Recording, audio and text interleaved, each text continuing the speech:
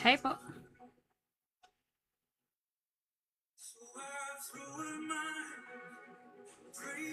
Thank you, Lord.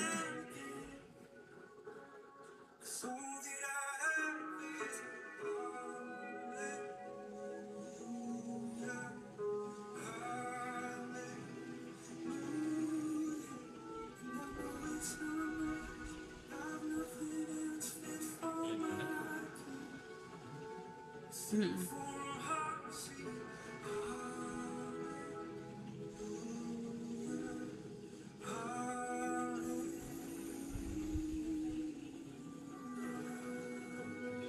Hello po, good evening po sa ating lahat.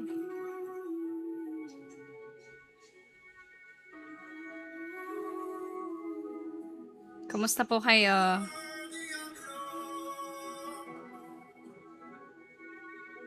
Happy Monday.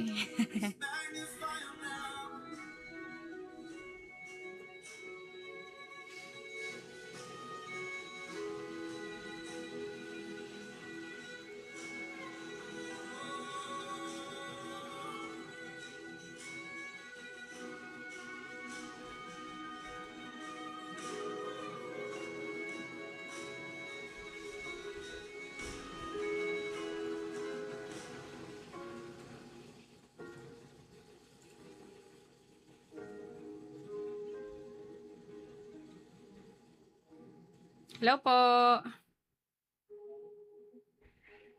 Good evening po sa ating lahat. It's already 10:02 in the evening and it's July 20, 2026. Grabe. Napakalapit na ulit last week of the month. Sobrang bilis po ng mga araw. So ilang week na lang tayo. Last 2 weeks? 2 weeks na lang ba? Last na. Okay, after this week ay last na. So 2 weeks na lang ay August na. Naku, napakabilis ng araw. Praise the Lord! Gulat na lang tayo ay naitawid na naman tayo ng Lord sa panibagong buwan. Amen ba? Sino dito ang napapagod kahit Monday pa lang? Monday pa lang pagod na. Ayan, nawa po ay palakasin pa tayo ng Panginoon, sustain niya tayo. Lalo na po ngayon, no? Lalo na po medyo tag-ulan na sa ilang bahagi po ng Pilipinas. Dito po, sa atin po, no? Even yung mga nasa ibang bansa po, kamusta po kayo dyan? Kamusta po ang inyo pong Monday or ano pa lang ba sa inyo? Sunday night, madaling araw. Yan, hello sa inyo. Good evening, Ate Mengay. Hello po kay Kuya Roy. Super bilis talaga. Yes. Hindi natin namamalayan ay matatapos na naman ang buwan. Talaga. Hello, Nessa. Good evening po. Ayan, kay Mr. Pogi. Hello sa'yo. Good evening. At sa iba pang kasama natin dito na nasa live, ang devotion po natin is every 10 p.m. At hello, 10 p.m. na. At ngayon po, sa pagpapatuloy po natin sa Book of 1 Samuel, nasa chapter 4 na po tayo. Kaway-kaway naman dyan sa lahat ng kasama natin na nag-umpisa po ng 1 Samuel. Hello sa inyo. At nawa ay magtuloy-tuloy. Medyo marami pa ang mga chapters na ito, pero we believe, no, na everyday may tinuturo sa atin ng Panginoon. Amen po? Hello, Kai. Months na ulit.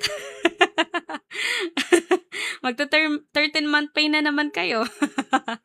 Hello kay Sir Jarel. Hello po sa inyo. Ang bilis talaga. Ayan, papahinga na din sa work.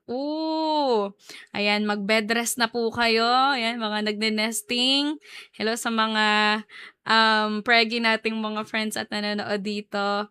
Pahinga lang tayo and we are praying, no, para sa safe delivery ng inyo pong panganganak sa susunod na mga linggo. For sure, mga linggo na lang po ang binibilang ninyo, no, Ate Neza. Hello kay Krisha. Long time na kasi. Long time na silo kay Kuya Ronel na nakasama natin kahapon sa ating discipleship. Hello po sa mga dumadaan sa live natin. I'm so glad you are here. Huwag po tayong bibitaw kasi ilang minuto na lang po ay mag-uumpisa na po tayo para po sa atin pong devotion. At ang pinaka-highlight po ng ating devotion for tonight ay ito pong 1 Samuel chapter 4. God's presence cannot be used as a good luck charm. Bakit kaya ito ang atin pong focus? Tingnan natin yung buong chapter at tingnan natin ano ba yung pinaka mensahe sa atin ng Diyos sa gabi po na ito. Amen? I know and I believe marami po tayong pinagdaanan sa nakaraang mga linggo ng ating buhay. But praise the Lord, you are still here at nakakapakinig ka ng salita ng Diyos at naandito ka and God brought you here for a reason. May dahilan ng Lord, no? Hindi ito aksidente. Maraming videos, maraming live dito sa TikTok but you are here. God choose you to be here. So, sabayan nyo ako hanggang mamaya sa atin pong devotion sharing. At kung kayo rin po ay may mga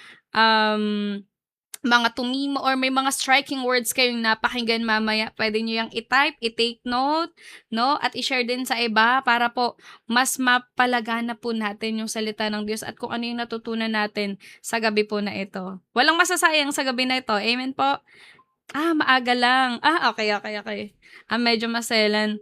Yeah, bed rest po, pahinga po, more vitamins, and ano pa ba?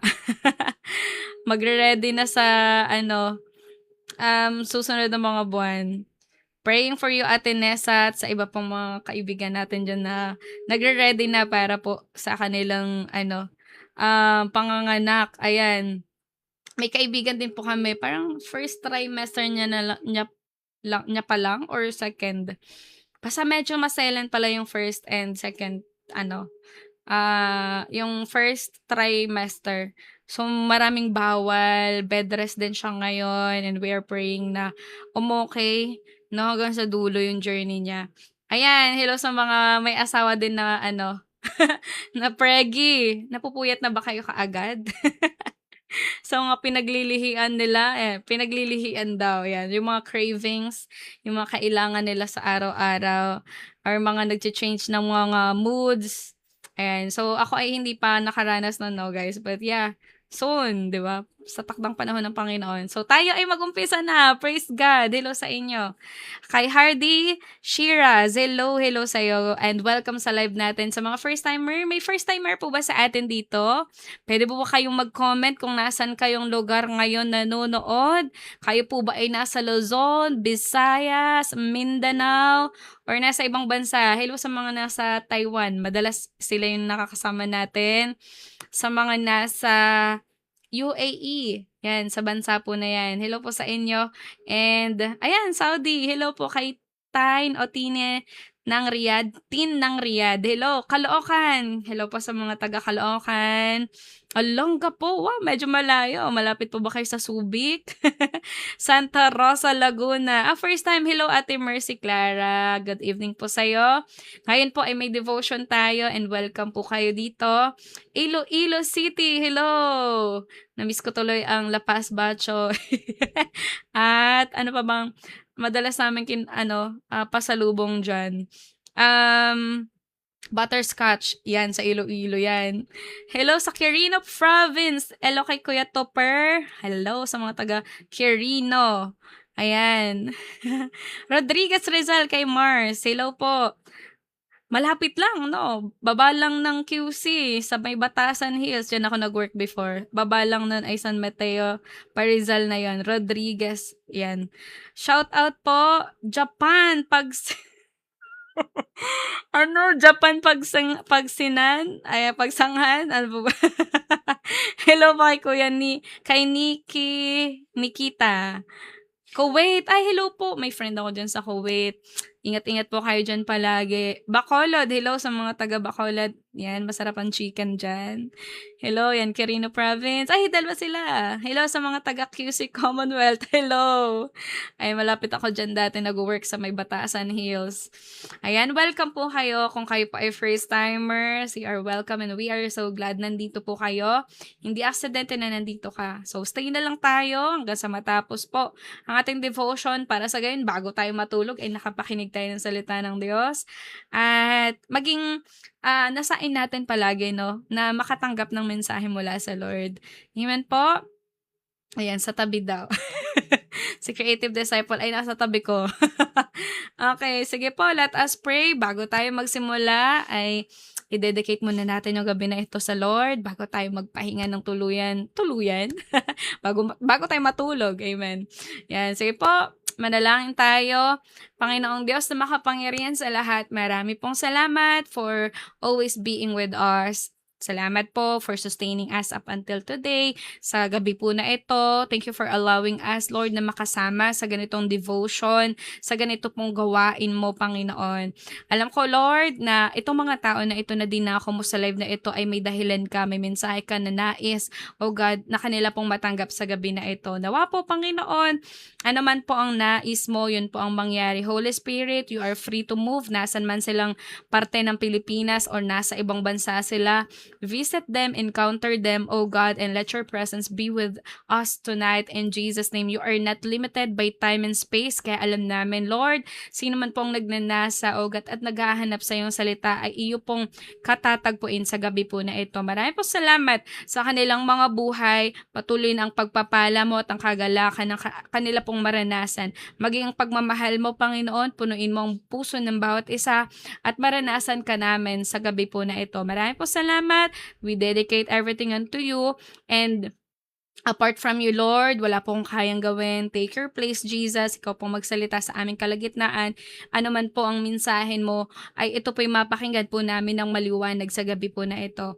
Mai-apply namin ito sa aming pong mga buhay. At sa lahat po ng may mga panalangin sa gabi po na ito, ako po yung nakikiisa sa ano man pong panalangin na ito. Kung ito po yung kalooban, Lord, let it be done in their lives. In Jesus' name, in Jesus' name. Lord, protect us habang kami po ay inuuna ang iyong salita. Protect us, Lord, and cover us tightly with the most precious and powerful blood in the mighty name of Jesus. Ito po ang aming panalangin sa pangalan ng aming Panginoong Yesus. Amen and amen. Thank you, Lord. Thank you, Jesus. And thank you po sa atin pong mga kasama sa gabi po na ito. So now, let's start. Kung kayo ay naandyan pa, type nga tayo, I am ready to hear the word of God. I am ready to hear the word of God. Ayan, comment lang natin yan saglit. At sabay-sabay nating itap yung screen natin para makarating din ito sa ibang kasama natin sa TikTok, no? Makita nila itong live po natin. Para sila rin ay makatanggap ng salita po ng Diyos sa gabi po na ito. Alright. I'm so excited tonight. Kasi itong first Samuel po, no, sobrang dami pong itinuturo nito sa atin since nung nakaraang mga araw. At congratulations po sa nanalo sa atin, no, sa mga nanalo ng Bible last Saturday. Congratulations po sa inyo. Buti mga Tagaluzon lang sila. Yung shipping fee natin ay medyo maliit lang. So, yan. Sagot naman na natin yon.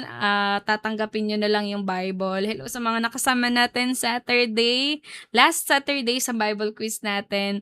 Sa Sabado ulit, guys. Ngayong darating na Sabado, 2 Bible ulit yung ipapamigay po natin. Okay? Kaya po, stay tuned lang tayo. Malay nyo kayo na po yung susunod. No, raffle tayo ngayong Sabado, or tinitingnan ko nga if ever baka Friday pwede natin siyang gawin or ilipat natin siya ng Friday. Kasi pag Sabado, parang mostly ay nagpapahinga na sila kaagad para sa Sunday service. So let's see, no? Pwede naman natin siyang i-shuffle kung Sabado siya or Friday.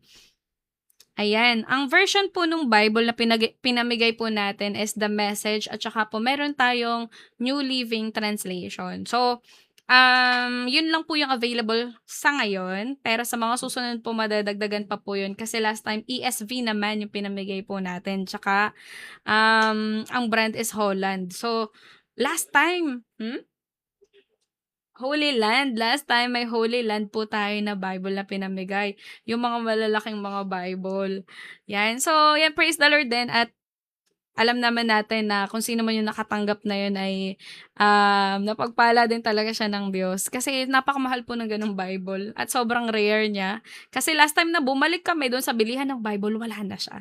Wala na kaming makitang gano'ng klase ng Bible. So, sa loob ng Bible, printed lahat yun. May mga images, may mga archaeological facts, saan makikita yung ganito, ganyan, ganyan. Sobrang ganda.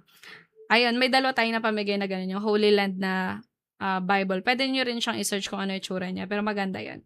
Alright, so ngayon mag-umpisa na po tayo. Ready na po kayo? Ayan, ready na sila. I am ready to hear the word of God. Okay, sige po, ang atin pong, devotion for tonight ay makikita po natin sa First Samuel chapter 4. Sa atin pong pagpapatuloy sa Book of First Samuel 'no, ang focus natin is about God's presence cannot be used as good luck charm. Alright, so tingnan natin para mas lalim natin itong maintindihan, ano ba yung historical and cultural background ng atin pong binabasa na ito. So yung pangyayari po dito sa First Samuel chapter 4 po ay nangyari po noong panahon na ang Israel po ay wala pang mga hari, 'no? At wala pa pong pinaka namumuno sa kanila. Kumbaga meron lang po na parang nag-organize sa kanila, which is yung mga judges. Pinamumunuan po sila ng mga judges nung panahon po na yun. Sila yung parang nagtitake ng peace and order nung mga panahon na yun. Wala pang mga hari. Okay, mga judges at mga propeta pa lang po yung meron po sila. Okay po? Ito po yan sa First Samuel chapter 4. Ngayon po, kinikilala po na si Samuel bilang isa pong propeta ng Diyos pagkatapos po, no, nung last Thursday, naalala nyo, First Samuel chapter 3 tayo nun.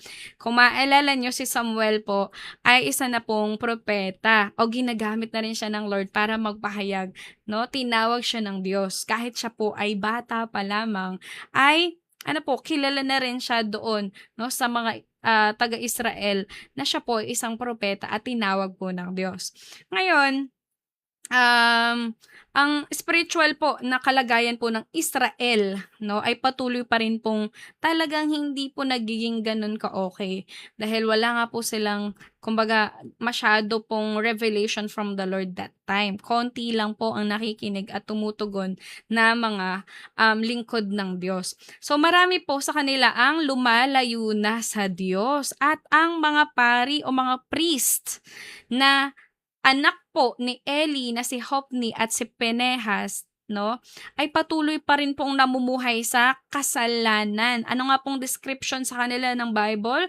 Corrupted and wicked or worthless. So, gano'n pa rin po kahit po sila ay anak na po ng priest or sila mismo ay naglilingkod sa Diyos, meron po silang mga ginagawa na corruption, wickedness sa panahon po na ito. Okay, inabuso nila yung posisyon at tungkulin nila sa templo o sa tabernacle. Instead na ang portion lamang po na dapat sa kanila ang kunin nila, pero ang nangyayari po, even yung sacrifice na para sa Diyos ay kinukuha nila. Kaya po, ang talagang sinabi sa kanila ng Diyos 'no, nagkasala sila directly to God. Kaya yung kasalanan nila 'no, ay napakabigat. Okay. Ngayon mababanggit po dito sa chapter na ito yung, Ark of the Covenant, okay. So alam ko naririnig niyo na rin po itong Ark of the Covenant. So isa ito sa pinakamahalagang bagay po sa chapter po na ito na pinag-uusapan po o pinag-aaralan po natin ngayong gabi. So ang Ark of the Covenant or Kaban ng Tipan, okay, yan po yun sa Tagalog. Ang Ark po ay inutos po mula sa Diyos kay Moses na gawin po habang nasa Mount Sinai. Ang Israel 'no, pagkatapos po silang ilabas ng Diyos mula po sa Egypt. Makikita po yung detalyadong instruction po niyan sa Exodus chapter 25 verses 10 to 22. So ginawa po ito 'no sa klase po ng wood at binalutan po ito na punong-puno po ng ginto. purong ginto. Sa loob po nun, no, sa loob at sa labas, meron po siyang or balot na balot po ito ng purong ginto. Okay? So, mayroon po itong golden lead na tinatawag po na mercy seat or atonement cover. So, sa ibabaw po nito ay may dalawang gintong kirubim na magkaharap po ang mga pakpak. So, pwede nyo yung i-search sa Google. Ano ba itsura ng Ark of the Covenant? No, hindi po sinamba. Hindi, ito lang, maging clear lang tayo, hindi po sinasamba ng Israel ang Ark. Ito po ay hindi Diyos, okay? Ito po yung pinakasimbolo ng presensya, kabanalan, at yung pinaka-covenant po ng Diyos sa kanila pong mga taga-Israel. Okay? Yung laman po ng Ark of the Covenant ay pwede nyo pong makita sa Hebrews chapter 9 verse 4. Ang dalawang tablet po ng Ten Commandments na ibinigay po kay Moses ay naandoon. Isa rin pong golden jar ng manna, no, bilang paalala po kung paano po sila pinakain ng Diyos sa wilderness. So, nandun din po yun. Meron ding golden jar po ng manna. Ano pa pong naandun sa loob ng Ark of the Covenant? Yung staff ni Aaron na namulaklak. Okay? Bilang patunay po na si Aaron ng piniling pari o piniling priest ng Diyos. Yung pinaka mga ancestors, no? Kagaya ni Aaron, yung ancestor nila nitong Israel, si Aaron po yung pinili, okay? At nandun din yun, yung pinakatungkod, yung staff, nandun po, yun po yung laman po nung Ark of the Covenant. Makikita nyo yan sa Hebrews chapter 9 verse 4. So ang bawat laman po ng Ark ay nagpapaalala po ng katapatan, no, ng kapangyarihan at yung pinaka-covenant ng Diyos sa Israel. Okay? So, ayan, meron na tayong konting background pagdating po doon sa pag-aaralan natin. Mas nagets nyo po ba? At least meron tayong tinitingnan kung saan tayo nanggagaling, no? Pag inintindi natin itong 1 Samuel chapter 4. So, nung panahon po na yon, ng paglalakbay po ng Israel sa wilderness, yung Ark of the Covenant po ang nangunguna. Okay? Siya yung pinaka nasa unahan po nila ng kanila pong paglalakbay bilang simbolo po na ang Diyos po ang nagli-lead, no, sa kanila. At nung tumawid din po sila sa Jordan River, makikita nyo yan sa Joshua chapter 3, ito po, no, ang mga priest po ang unang nagdala po ng ark at huminto po ang tubig, no, sa Jordan River para po makatawid ang buong Israel sa tuyong lupa. So naalala nyo rin po nung nagma-march po sila sa Wall of Jericho, sino ditong familiar dyan, no? Dala-dala rin po nila ang Ark of the Covenant ng Diyos. Bilang simbolo po 'yun ng presensya po ng Diyos. At ano pong nangyari sa pader ng walls ng Jericho? 'Yun po ay bumagsak, nasira at lahat po, no, ng pagkakataong pong iyon, hindi po ang ark ang nagbigay ng tagumpay. Maging clear tayo doon. Kundi pa rin po ang Diyos pa rin po ang nagbigay ng katagumpayan sa lahat po ng yon ng himala ng Diyos. Amen? Yung ark po ay simbolo lamang po na ang Diyos po ay kasakasama nila. Pero ang Diyos pa rin po ang nagsagawa, ang nag-perform ng miracle, no? Katagumpayan sa kanilang lahat. Alright, let's start. Tingnan natin yung pinaka main scripture natin. Sa 1 Samuel chapter 4 verses 22, sabi po dito, "The glory has departed from Israel, for the ark of God has been captured." So, ipinapakita po ng chapter po na ito na hindi sapat po ang pagiging religious kung wala pong tunay na relasyon at pagsunod sa Diyos. Okay, para mas maintindihan po natin, punta po tayo, no, sa susunod po na mga pag-aaralan natin. So, sa lahat po ng sa buong 1 Samuel chapter 4 po, from verses 1 to 22. Ito po yung mga puntos na iwanan po natin sa gabi na ito para po maitatak natin sa isipan natin every time na tayo po ay dadaan sa chapter na ito. Okay po?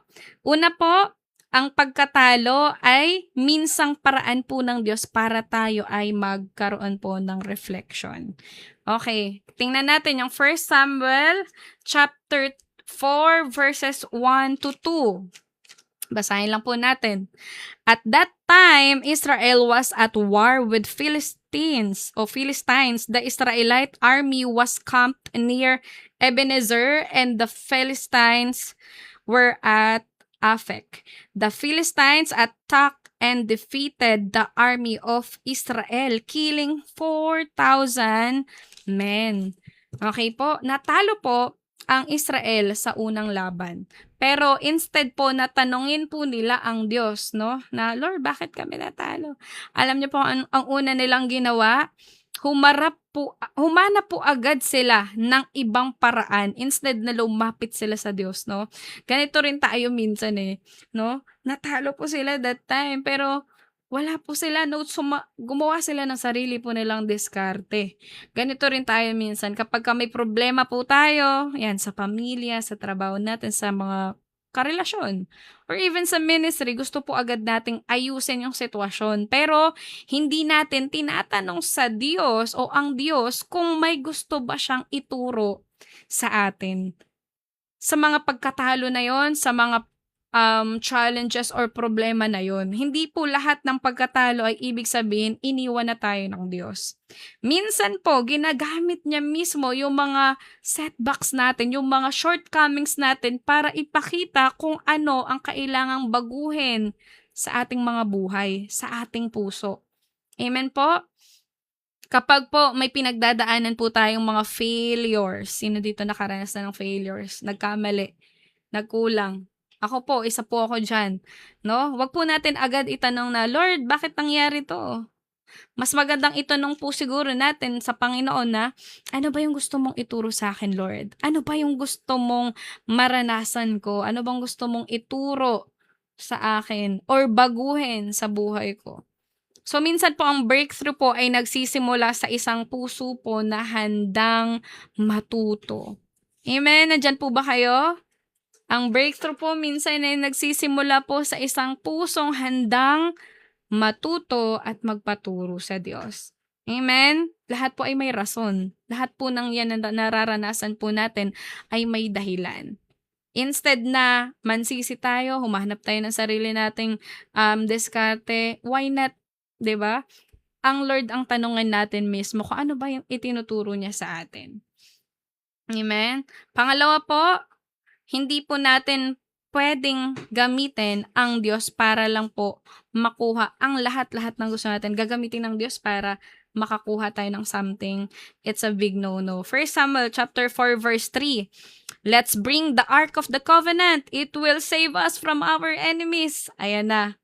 So, tingnan natin itong part po na ito, no? Akala ng Israel ay basta kasama nila yung pinaka-ark, no, ay siguradong mananalo sila. Nakalimutan nila na ang tunay na nagbigay ng tagumpay ay hindi yung pinaka-ark, kundi ang Diyos mismo. Okay po? Kanina nabanggit po natin, binigyan ko kayo ng background, historical background. Ano ba itong Ark of the Covenant na ito? Ito ay simbolo po na kasama nila ang Diyos. At sa loob nun, sinabi ko rin kanina, may mga iba't ibang bagay po na naandoon kung saan yun po yung mga nagpapaalala sa mga taga-Israel kung ano yung ginawang himala at paanong naging tapat ang Diyos sa kanila. So nakalimutan nila na ang tunay na nagbibigay ng tagumpay ay hindi yung Ark of the Covenant, kundi po ang Diyos mismo. Amen? Hindi pwedeng gamitin natin ang Diyos bilang backup plan. No? Kapag may problema tayo, hindi po, or gawin natin siyang lucky charm, hindi po. Yung iba bumibili pa ng cross na di ba? Na mga necklace or mga kung ano-ano na para bang ito yung lucky charm. Hindi po ang Diyos, no? Hindi po natin siya pwedeng gawing emergency contact kapag nahihirapan tayo. Gusto po ng Panginoon na siya ang hanapin po natin. Hindi po ang kanyang anumang mga simbolo o yun nga, tulong, di ba? Ang Diyos, ang presensya ng Diyos pa rin po. ang mismong Panginoon pa rin po ang magbibigay sa atin ng katagumpayan. Amen? So, yung mga Israelites, ang dinala po nila, no, ay yung Ark of the Covenant at para bang yun na yung lucky charm nila na mananalo sila, masisave sila dahil nga dala-dala nila yung Ark of the Covenant. Pero nakatingin sila dun sa bagay, no? Hindi po sa presensya at kapangyarihan ng Diyos. Minsan lumalapit po tayo sa Panginoon kapag may mga pagsubok tayo. May mga job interviews tayo, may mga sakit karamdaman, may problema. Pero pagkatapos makuha ang sagot sa panalangin, nakakalimutan na natin siya. Nakakalungkot po ito, pero ito yung realidad. Hindi po blessing, no, ang dapat nating habulin. Ang dapat po nating habulin ay yung presensya po ng Diyos. Amen po? Iyan yung isang kamalian po ng mga Israel. Dito po sa nabasa natin na chapter, nang matalo ang Israel sa unang laban, no, laban sa mga Philistine, hindi po sila nagsisi o humingi ng gabay sa Diyos. Sa halip po, ano pong sinabi nila? Dali natin yung ark para iligtas tayo. 1 Samuel 4:3. Yung ark ang naalala nila, yung isang bagay, no? Dito makikita po ang kanila pong maling pananaw. Okay, yung mindset nila. Ginawa po nilang lucky charm or parang magic object yung pinaka-ark. Ark of the Covenant. Iniisip nila na basta dala-dala nila yung pinaka-ark, siguradong mananalo sila. Pero nakalimutan nila na hindi pwedeng manipulahin ang Diyos. Hindi natin pwedeng i-manipulate ang Diyos. Alam niya yung nasa puso natin. Hindi yung ark ang nagbibigay ng tagumpay. Ang pagsunod at pagtitiwala po sa Diyos ang tunay na susi po sa katagumpayan. Andyan pa po kayo? Amen po? Ang Diyos mismo. Kahit sobrang dami po pang cross dyan sa bahay. No, hindi po iyon. Ang Diyos pa rin po ang pagtitiwala po natin sa Kanya. Yun po ang pinaka-mahalaga. Ang Diyos po ang makapangyarihan, hindi ang anumang simbolo na meron tayo o anumang dala-dala natin. Okay po? Hindi po lucky charm. Okay po? God's presence cannot be used as a good luck charm. Amen? Amen. Nakalimutan nila, no? Hindi nila kayang manipulahin ng Diyos eh. Hindi ang ark ang nagbibigay ng tagumpay. Okay po? Posibleng nasa gitna po tayo ng mga ganitong mga pangyayari ng buhay natin or minsan baka nasa loob tayo ng church, nasa ministry tayo, may mga Bible tayo, marunong tayong manalangin, pero no? Kung wala kang tunay na relasyon sa Diyos at hindi tayo sumusunod sa Kanya o nagtitiwala sa Kanya, hindi po sapat ang mga panlabas na simbolo para po maranasan natin ang presensya at katagumpayan mula sa Diyos. Hindi po gusto ng Diyos ang religion lang. Amen po? Clear tayo doon. Hindi po relihiyon, kundi po relasyon sa Diyos ang nais po niya. Ang gusto po niya ay isang pusong tunay po na nagmamahal, nagtitiwala at sumusunod sa Kanya. Amen po. Hindi yung mga simbolo po na yan. Nawa po ito ay atin pong ilagay sa puso natin, no? Na hindi natin din pwedeng manipulahin ng Diyos eh. Yes, pwede sigurong reminder yun, pero let's evaluate ourselves kasi baka nakatingin na lang tayo sa simbolo, hindi na sa kapangyarihan ng Diyos. Mas nakatingin na tayo sa simbolo kaysa sa presensya ng Diyos. Nakadepende na, no? Doon sa mga simbolo na yon, yung pananampalataya natin, mag-ingat po tayo. Amen po. Gusto po ng Diyos ay tunay na pagmamahal at pagtitiwala sa Kanya. Pagsunod sa Kanya. Amen? Pangatlo po, hindi po sukatan ang lakas, no, ng pag-worship para po sabihing malapit na tayo sa Diyos. 1 Samuel 4 verse 5, the Israelites shouted so loudly that the ground shook. Shook. Okay? Napakalakas po ng sigawan ng mga Israelites. Punong-puno po sila ng excitement. Dala-dala nila yung Ark of the Covenant. Sumisigaw sila. Punong-puno sila ng excitement. Confident sila na mananalo sila. Pero ano pong nangyari? Natalo pa rin po sila. At ipinapakita po nito na hindi po sapat ang emotional experience kung walang obedience.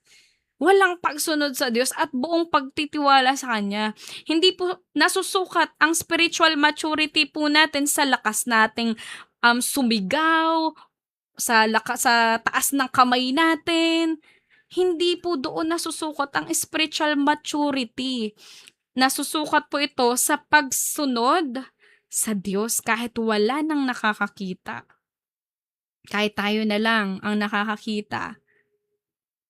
Doon po masusukat yung pagsunod po natin sa Diyos. Kapag wala nang nakakakita rin sa atin. Wala nang leaders, wala ka na sa simbahan, wala na yung mga magulang mo nakatingin sa'yo. Nasusukat po, no, yung pagsunod natin at pananampalataya kapag wala nang kahit sino man ang nakakakita sa atin, pero sumusunod pa rin tayo sa Diyos. Amen? Pwede po tayong maiyak habang tayo ay nag-worship song, kumakanta. Pwede tayong matouch ngayon sa preaching po na ito o sa sharing na ito. Pero ang tanong, pagkatapos po nito, sinusunod ba natin ang Diyos? Sinusunod ba natin na ang naririnig nating salita ng Diyos? Mas mahalaga po ang transformed life kaysa po emotional moment. Amen? Nakikita po sa buhay natin, dati ganito yan eh. Pero ngayon ganito na siya. May transformation. Amen? Yun po yung isa sa pinakamahalaga at napakaliwanag na ebidensya na may Diyos sa buhay mo dahil nababago tayo. Amen? Hindi lang po tayo emosyonal, kundi po transformed life. Amen po? Pang-apat po, ang Diyos po ay karapat-dapat na igalang. 1 Samuel chapter 4 verse 7 to 8. Basahin po natin. They panicked, the gods have come into their camp. They cried, "This is a disaster. We have never had to face anything like this before. Help! Who can save us from these mighty gods of Israel? They are the same gods who destroyed the Egyptian with plagues when Israel was in the wilderness. Fight as never before, Philistines. If you don't, we will become the Hebrews' slaves just as they have been ours. Stand up like men and fight." So, ito, lumaban ulit po, no, yung mga Israelites. Pero i-highlight natin dyan yung part na yung mga Philistine po ay natakot, nagpapanik po sila. Nakakagulat po na ang mga Philistines ay natakot sa kapangyarihan po ng Diyos. Okay po? Kasi po wala silang Diyos na pinapanampalatayaan, no? Hindi nila kilala itong Diyos po na ito, pero naririnig nila kung ano yung mga nangyari in the past, no? Panahon nila Moses. Pero ito pong ang Israel, no? Ito pong mga Israel, naging kampante po sila. Yung mga Philistine natakot sila sa kapangyarihan ng Diyos po eh. Pero yung mga Israel po, no? Naging kampante po sila. Kapag matagal na po tayong Christian, no, tingnan natin, no, baka nasa punto na rin tayo na parang komportable na tayo sa pananampalataya natin or parang, hindi na ako mawawala sa pananampalataya. Ligtas na ako hanggang sa dulo, ligtas ako.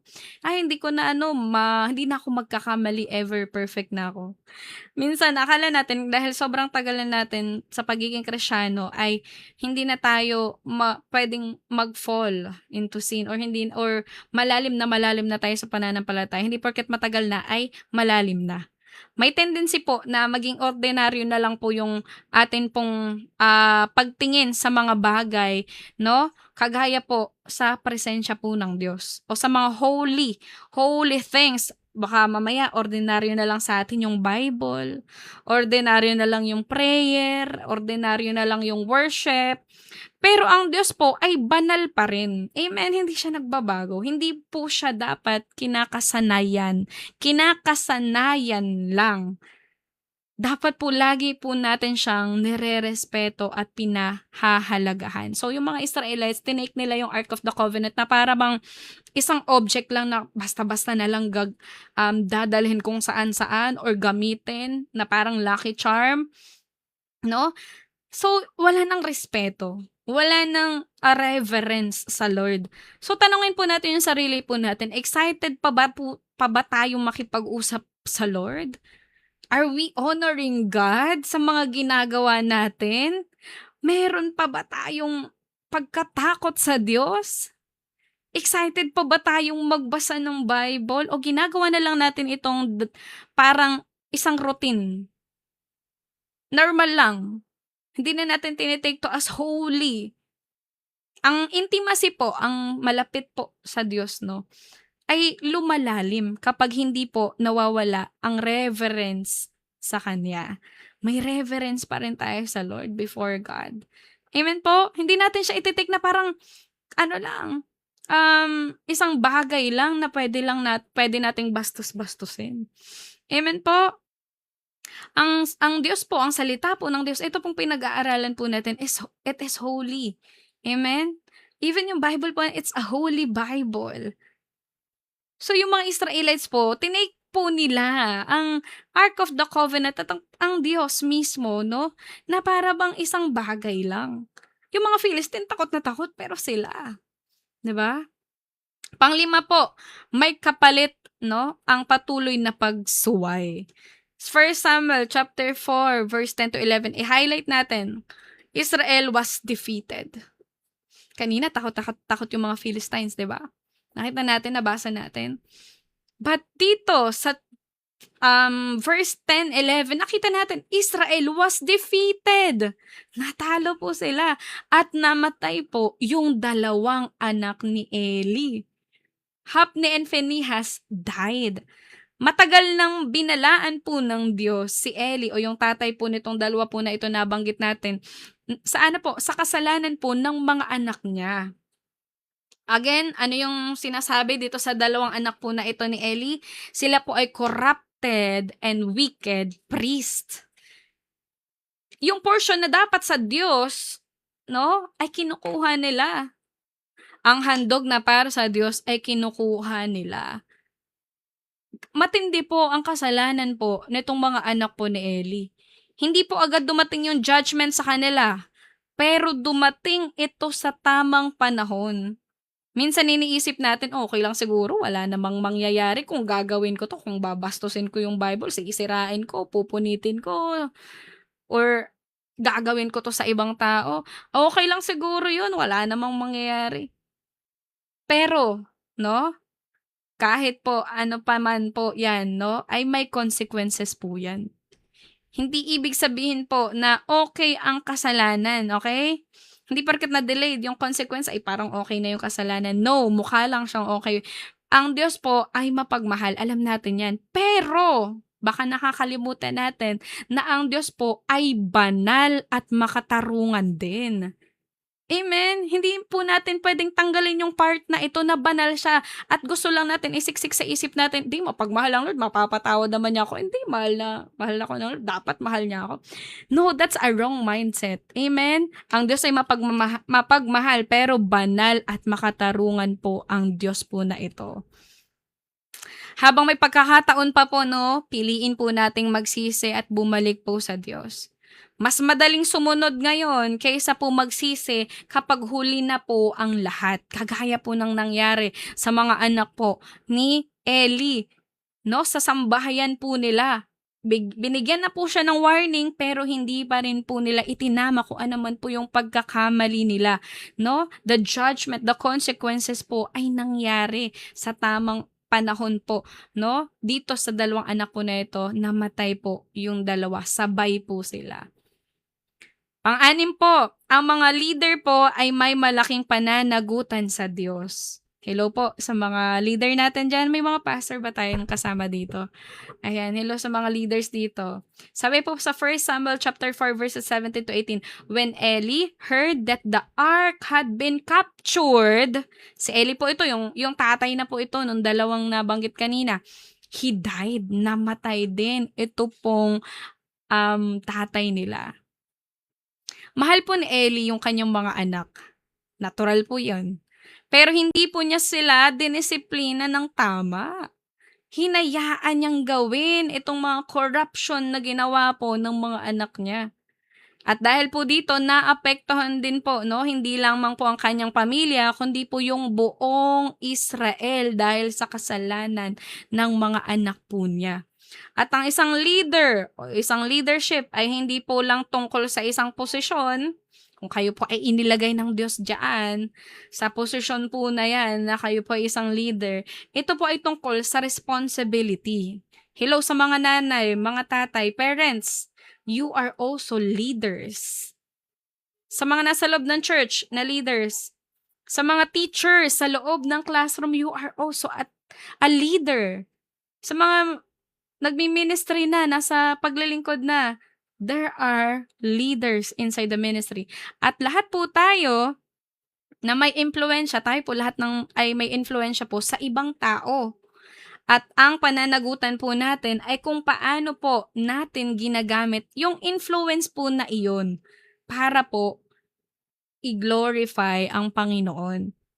O sundin yung mga dapat sundin po na salita po ng Panginoon. Hindi po sapat na mahal lang po natin yung pamilya natin. Hello po sa mga nanay, sa parents. Kailangan din po natin silang gabayan, papalapit po sa way po ng Diyos. Amen? Hindi po natin ito tolerate yung mga maling gawa po nila.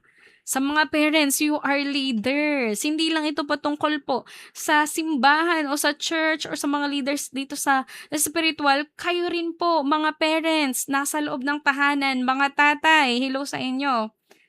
Mga tatay, hindi po sapat na mahal nyo lang po yung pamilya po ninyo. Dapat po ay dinidisiplina at pinapalapit po natin sila, no? Papunta po sa Diyos. Ang tunay po na pagmamahal ay marunong pong mag-correct, marunong magdisiplina kapag kinakailangan. Amen po?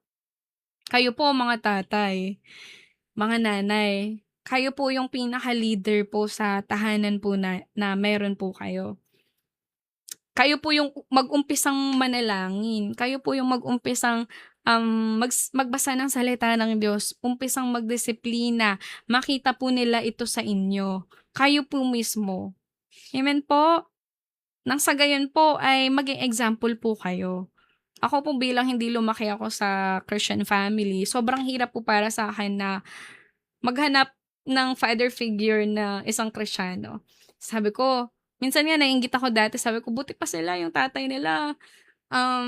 Sila yung nagpe-pray pagka kakain yung pamilya nila, buti pa yung mga tatay. Alam niyo po yun, bilang isa pong nakakilala sa Diyos at yung mga magulang ay hindi pa.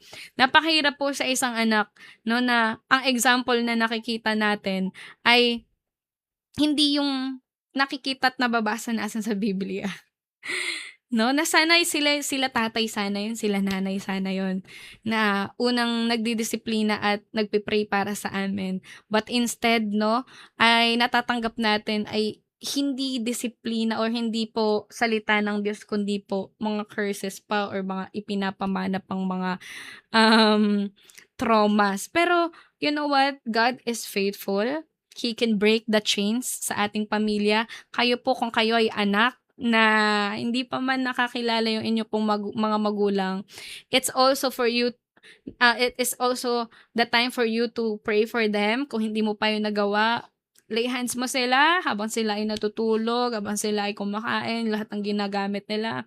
Ipag-pray mo yun at you know what? God will convict their hearts. Si Lord na po ang bahala na kumilos sa kanilang mga buhay. At bilang mananampalataya, ang trabaho po natin ay ilapit sila sa Diyos, ipakita ito sa buhay natin. Yes, alam nila lahat ng baho natin. Alam nila kung paano tayo dati.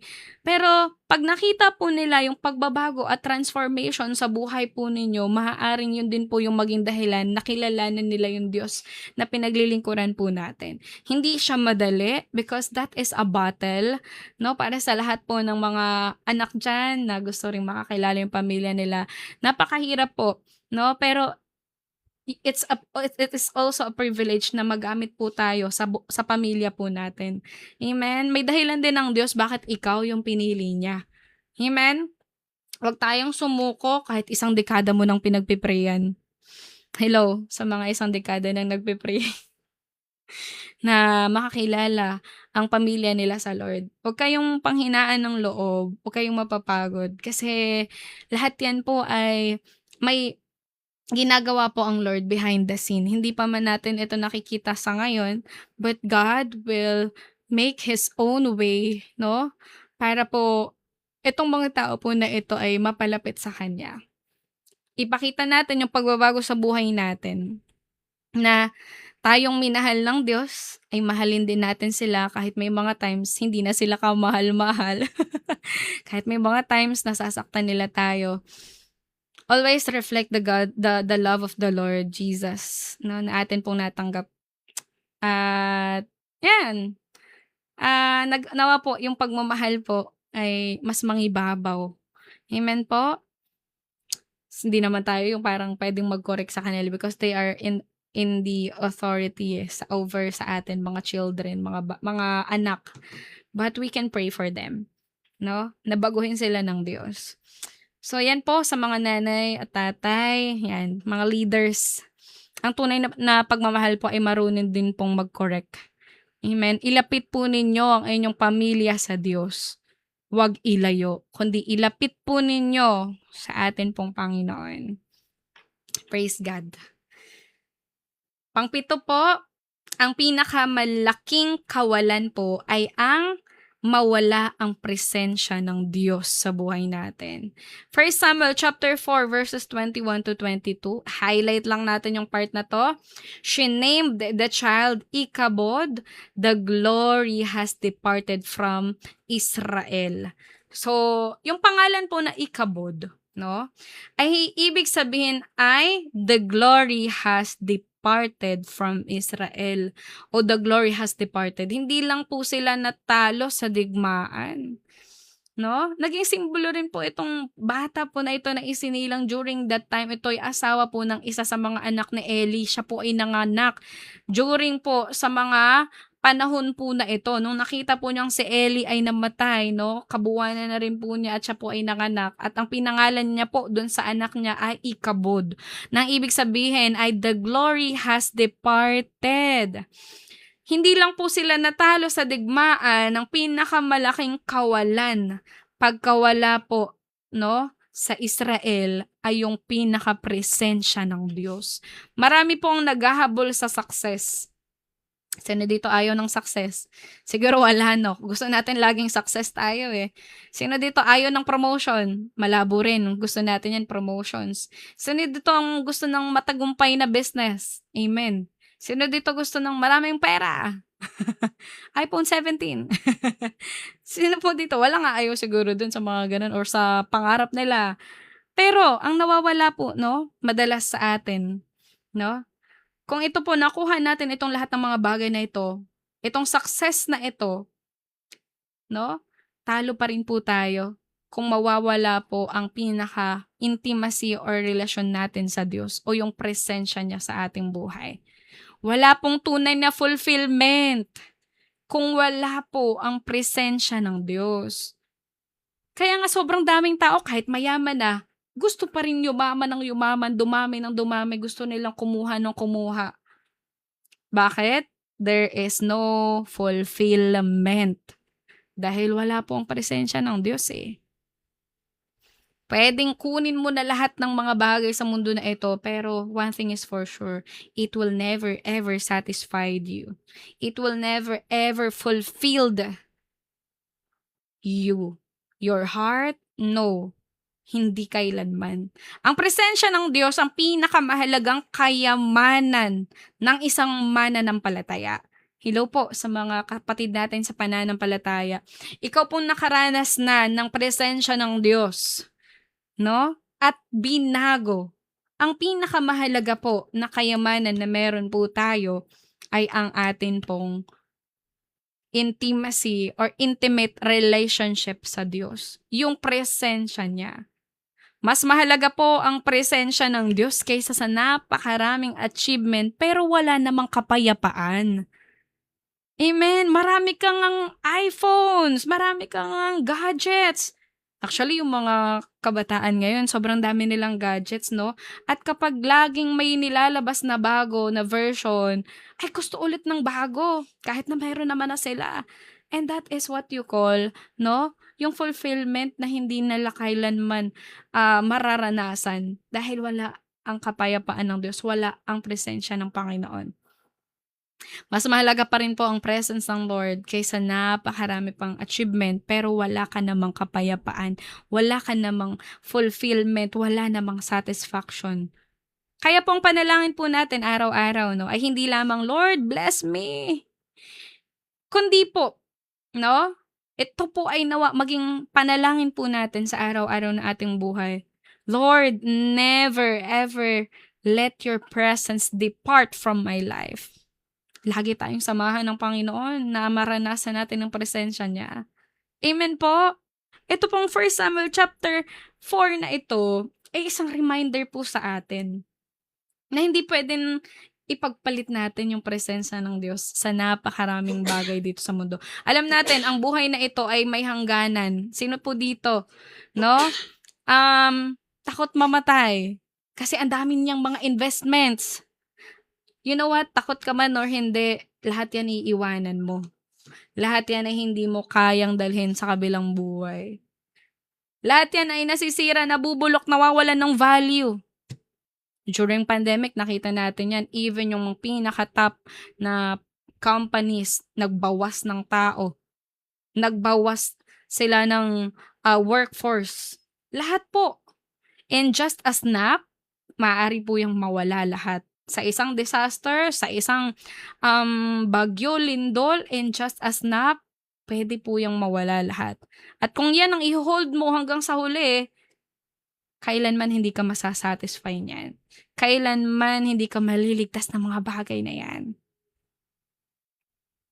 Nawa po maging panalangin po natin, no? Hindi tayo mawala sa presensya ng Diyos. Hanap-hanapin po natin yung kapayapaan na nagmumula lang po sa Kanya. Ito pong 1 Samuel chapter 4, nagpapaalala po sa ating lahat, no? Na hindi po sapat ang religion kung wala pong relationship sa ating Panginoon. Hindi sapat yung attendance mo sa church every Sunday, kahit nga hindi Sunday, nasa church ka eh. Hindi sapat yun. Even yung paglilingkod mo sa ministry, hindi sapat ang pagiging busy sa gawain ng Diyos, no? Pero wala namang presensya. Hindi ka naman nag-i-spend ng time sa presensya ng Diyos. Ang gusto po ng Diyos ay isang pusong tunay po na nagtitiwala sa Kanya, sumusunod at naghahangad ng Kanyang presensya. Kapag ang Diyos po ang atin pong inuuna sa ating mga buhay, hindi man laging madali yung buhay na meron po tayo, kasama po yun because there is testing so that we have testimonies sa buhay na ito. Makakasama naman po natin ang Kanyang presensya even in the middle of your challenges, even in the middle of your chaos, in the middle of conflicts, in the middle of the storms of life, kasama mo yung presensya ng Diyos. At yun po ang pinakamalaking tagumpay na maaari po nating maranasan sa buhay po na ito. Amen po. At yung mga bagay na to, itong presensya ng Diyos, hindi kailanman yan maagaw ng kaaway. Hindi kailanman yan mabubulok, hindi kailanman mananakaw. Amen po. Wag po nating hanapin ang tulong o pagpapala lang ng Diyos. Higit po sa lahat, hanapin natin, nasain po natin yung presensya niya. Dahil kapag kasama po natin ang Diyos, mayroon po tayong kapayapaan, may direksyon, at may pag-asa po tayo na hindi po kayang ibigay ng mundo po na ito. Ang tunay po na breakthrough, sino dito ang gusto ng breakthroughs? Financial breakthroughs, spiritual breakthroughs, relationship, restorations, lahat po na yan, no? Ang tunay po na breakthrough ay hindi lang ang manalo sa pinakalaban, kundi po ang manatiling malapit, closed sa Panginoon sa bawat panahon at sitwasyon ng ating buhay. Amen po? In good times and bad times. Lahat po ng yan, no? Anumang sitwasyon and in and out of season, nawa po malapit po tayo sa presensya ng Diyos at nararanasan natin siya. I know not everyone will understand this, but to those who have faithfully seeking God sa presence sa Panginoon, alam ko na naiintindihan mo to because you have intimate relationship with the Lord. Na mas mahalaga yon, no? Hindi natin yon pwedeng ipagpalit sa mga yaman sa mundo na ito. The presence of the Lord itself, yun po yung kayamanan na meron po tayo na hindi kailanman nabubulok. Yung presensya ng Diyos, kapangyarihan, amen po, yan po ay natatagpuan lamang po sa salita ng Panginoon, sa presensya ng Diyos. Kung tayo po ay nagtitiwala at sumusunod sa Kanya, maintindihan niyo po ako. And to those people who want to know more about God, about Jesus, start praying to God. Hanapin mo ang Diyos. Personal. Hindi lang dahil sinabi sa'yo. Hindi ka basta-basta maniniwala lang.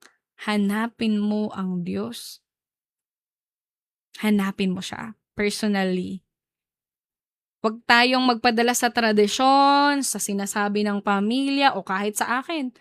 Buksan mo yung puso mo sa Diyos, hanapin mo siya. Amen po. At ang lahat po ng humahanap sa Panginoon, no, sinabi at pinangako po ng Panginoon na matatagpuan niyo po siya. If we look at Him, no, for the truth with all our hearts, if we seek His face, you will find Him. Mararanasan at mararanasan at mararanasan mo siya. Just be open. Maging bukas ka lang. At itiwala mo ng lubos yung buhay na meron ka sa Panginoon. Kasi guys, nakita ba natin yung mundo na meron tayo? Lahat yan nagpi-fail. Even yung pinakamalapit na tao sa buhay natin, nasaktan tayo. Lahat yan. But in the presence of the Lord, we are safe, we are secured, we are loved, we are blessed, and we have the peace. Na kailanman hindi natin, no, hindi kahit anong mga bagay sa mundo na ito, hindi yun kayang pantayan. Amen. God loves you so much. At hinihintay ka lang din ng Diyos na lumapit sa Kanya at nang maranasan mo yung presensya ng Diyos. God loves you so much. Hallelujah.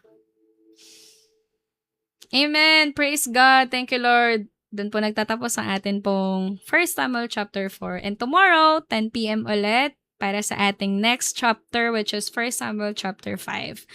Nawa po bukas ay maranasan natin muli ang pagkilos ng Panginoon. Hindi nasayang ang oras mo.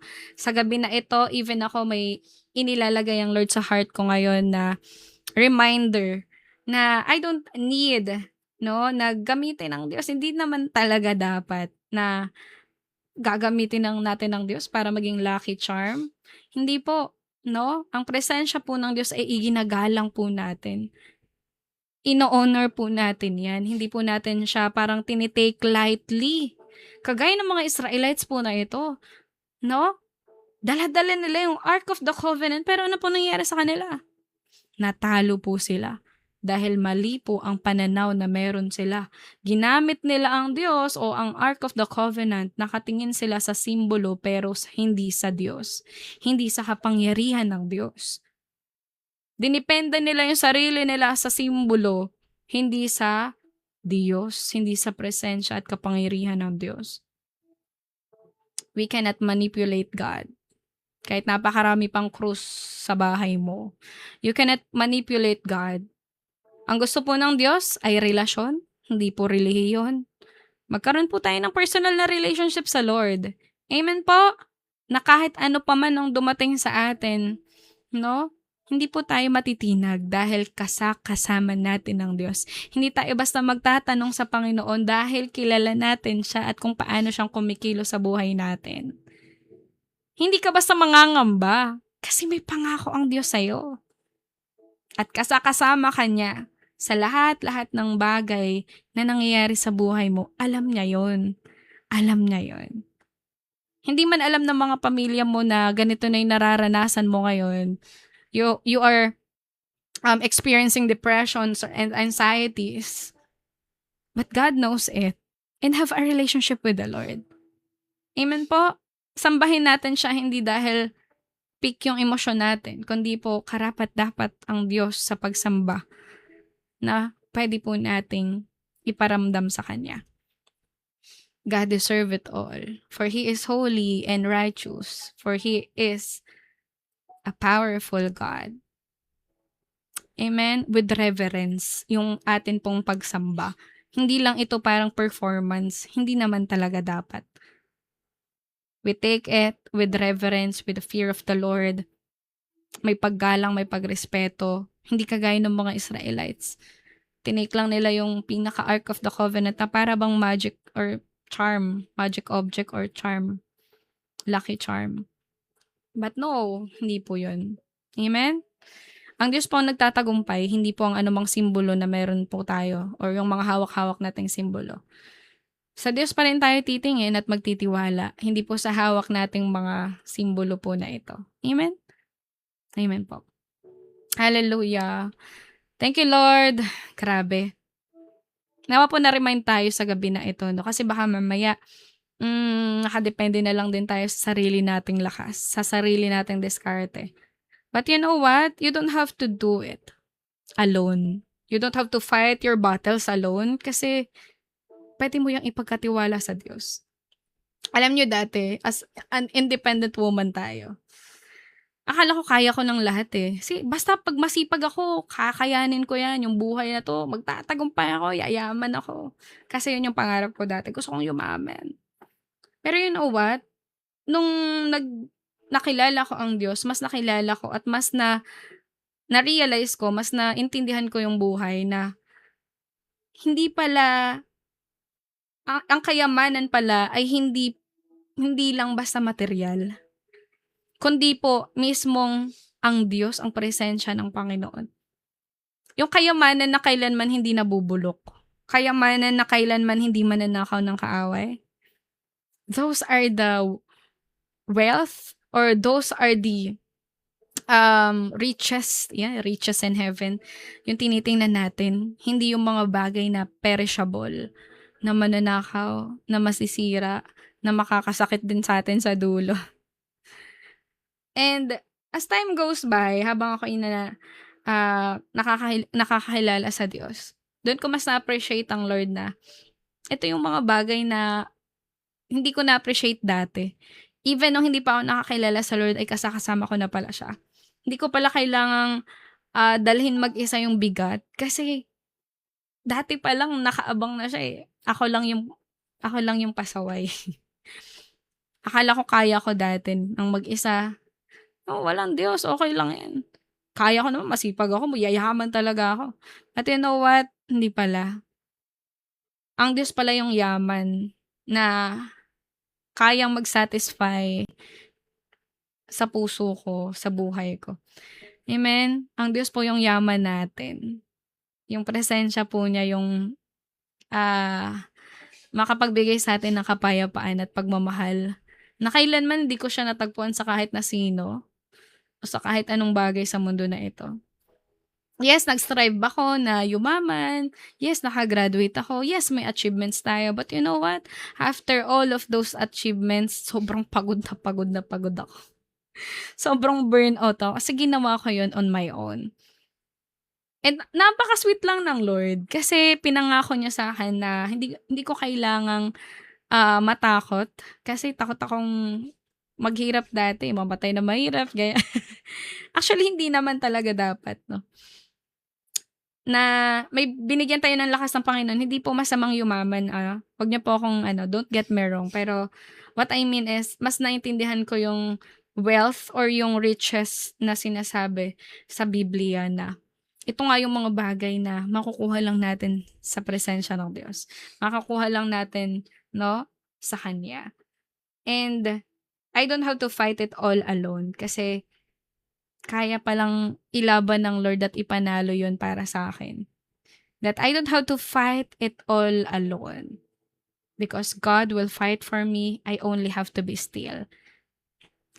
He is God and itinitiwala ko yung lahat sa Kanya. At simula po noon, nung mga panahon po na yun, binago ng Lord yung buhay ko. Binago niya yung takbo ng buhay ko, kung paano ako mag-isip, kung paano tayong tumingin sa mga bagay. Hindi tayo naiinggit kasi kahit na wala tayong ganitong mga kayamanan sa mundo na ito, hindi tayo naiinggit. Masaya ako pag nakikita ko yung ibang tao na may success sila. Kasi kanya-kanya po tayo eh. No, kanya-kanya po tayo ng panahon, ng timing, at ng pagkatawag sa Diyos. Even yung mga tao na hindi pa nila alam na tinatawag na pala sila ng Lord. Even yung mga tao na hindi pa nakakilala sa Panginoon. I know God is still moving, God is still revealing Himself sa mga tao na ito. Pero tayo na nakakilala na sa Panginoon at nararanasan yung presensya niya, you know what? Mayaman ka rin. Amen? Mayaman ka rin sa presensya ng Panginoon. At nawa po, sa mga susunod pang mga araw ay makasama namin kayo sa gabi-gabi po na devotion po natin. At makita po natin yung salita ng Diyos ng medyo mas maliwanag na. Medyo mas naiintindihan natin yung mga background nito. Ano ba ang mensahe ng Diyos dito sa mga verses or sa mga chapter na ito. Lalo na sa Old Testament, no? So, yan. That's it for tonight sa atin pong devotion. And tomorrow po ulit another chapter tayo. Sige po, tayo ay manalangin, then interaction lang tayo ng konti sa atin pong comment section. Hallelujah, Lord. Hallelujah, Jesus. Hallelujah, Holy Spirit. Lord, marami pong salamat sa presensya mo sa gabi po na ito. Thank you, Lord, for always being with us. Holy Spirit, thank you for your presence. Thank you, Lord, for revealing yourself to us. Sa pagtuturo niyo po sa amin, marami pong salamat, O God. Sa mga kasama ko po sa live na ito, alam ko na meron kang iniwan din sa kanila. Nawa po, Panginoon, ay patuloy po naming hanapin ang presensya mo. Hanapin namin, O God, yung kalooban mo at sundin namin ito. Hindi na po kami lumaban ng mag-isa, kundi hayaan namin na ikaw yung magpanalo at magtagumpay sa amin pong buhay. Ipaalala niyo po sa kanila, O God, na hindi nila ito kayang mag-isa, na kasama mo sila, Panginoon. Remind them, O God, kung paano mo silang minahal, iniligtas, Panginoon, at sinasamahan. Remind us, O God, kung paano mo kaming niligtas at minahal, Lord God. Thank you so much, Lord, for your presence. At sa mga narinig po naming mga salita at katotohanan sa gabi po na ito, nawa po, Panginoon, kami po ay magpaturo sa iyo. Ito po, Panginoon, makita sa aming buhay. Yes, Lord. Ano man po ang nais mong baguhin, O God, we let you, O God, to change us. Baguhin niyo po kami, Panginoon. Baguhin niyo po kami. At maging kalugod-lugod kami sa iyong harapan. Maraming pong salamat sa lahat po ng naandito. I pray, O God, that you continue to reveal yourself to them. Ano man po ang naisin mo, God, ano man ang kanilang panalangin, kung ito ay iyong kalooban, Panginoon, let it be done in their lives. Ikaw po ang maparangalan sa kanila pong mga buhay. Ikaw po yung makita nila, O God, sa bawat sitwasyon ng kanilang buhay. Sa lahat po ng pasuko na, napapagod na, sa mga responsibilidad sa mundo po na ito, Lord, yakapin niyo sila sa oras po na ito. Remind them, O God, na hindi na nila kailangan na labanan nito mag-isa dahil kasama ka na nila, O God. Remind them, O God, na ikaw po yung Diyos ng mga Diyos at Hari ng mga hari. Na kaya mo ito. Kaya mo, Panginoon, na bigyan sila ng katagumpayan. Sa lahat po ng may sakit karamdaman, I pray, let your healing flows be upon them, O God. Ano man po ang sakit karamdaman na ito, ipinapawalang bisa namin ito in Jesus' name. Ano man po ito, we rebuke it, we canceled it in Jesus' name. Ano man po ito, Lord God, na nagpapahirap sa mga anak mo, Lord, turuan niyo po silang manampalataya sa'yo. Nang sa gayon, Panginoon, maranasan nila, O God, yung kapangyarihan mo, Panginoon, yung kagalingan na ito. In Jesus' name, in Jesus' name. Lord, I pray, O God, sa lahat po ng mga relationship conflicts, Lord, let there be restoration sa kanila pong pamilya, sa kanila pong mga relasyon. Ikaw ang mag-ayos nito, Panginoon. Kung ito yung kalooban, Lord, ikaw na pong patuloy na kumilos. Be the center of any relationships. Lalo na po, Panginoon, sa marriage na meron po sila. I pray, ikaw pong maghari. Remind them, O God, about their covenant to you. At kung paano silang nagmahalan, Panginoon.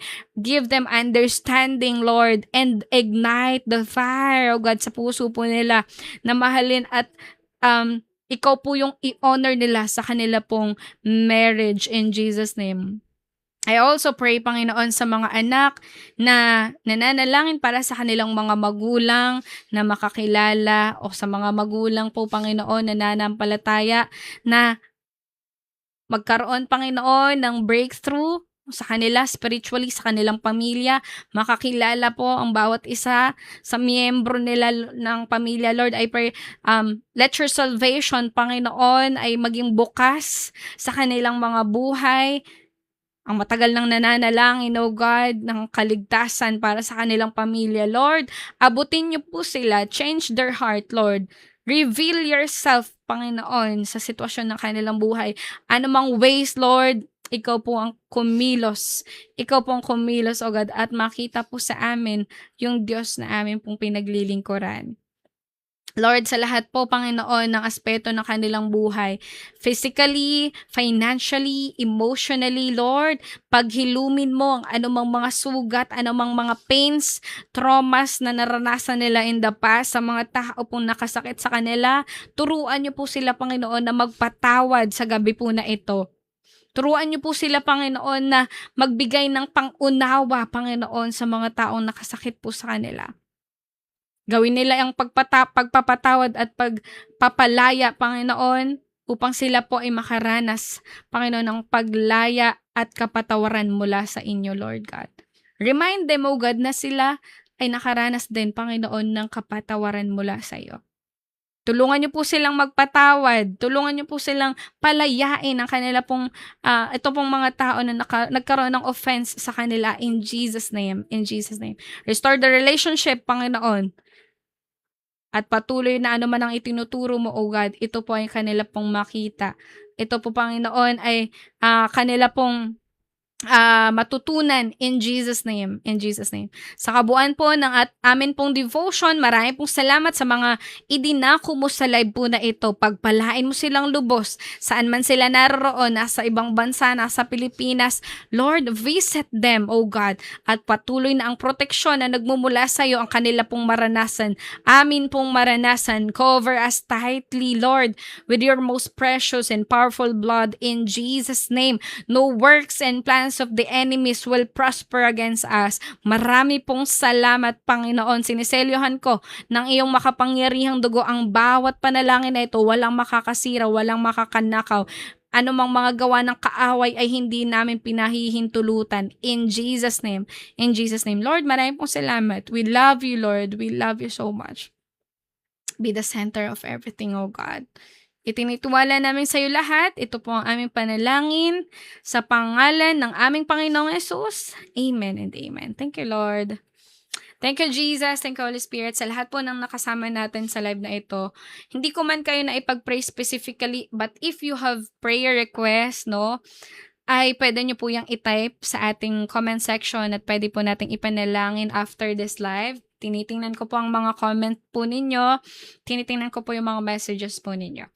And sana sa gabi na ito, no, ay hindi to nasayang. May natutunan po ba kayo? Ano po ba yung striking words na narinig nyo po sa gabi po na ito? Pwede nyo po bang i-share sa comment section po natin? Amen. Naintindihan na po natin yung 1 Samuel chapter 4. Hindi lang to dadaan sa atin, no? Nawa po ito ay tumimo sa ating mga puso. Na ang presensya po ng Diyos ay pinakamahalaga kaysa po sa anumang kayamanan na meron sa mundo na ito. Amen. Imagine niyo po, sobrang dami pong nababalita, no, na tinatapos nila yung sarili nilang buhay kahit na sila ay sikat na, mayaman, 'no? Kumbaga parang ang dami nilang achievements, pero sa huli wala silang kapayapaan, wala silang kagalakan, wala yung presensya ng Diyos. Isipin po natin 'yun, 'no, na kahit ano pang, achievements na meron tayo dito, hindi pa rin 'yan napapantay dun sa satisfaction na makukuha natin mula sa Diyos. Yung mga bags naluluma o yung mga cellphone, iPhone 17 daw. Lahat po 'yan ay naluluma, nasisira, 'no? Nawawalan ng value.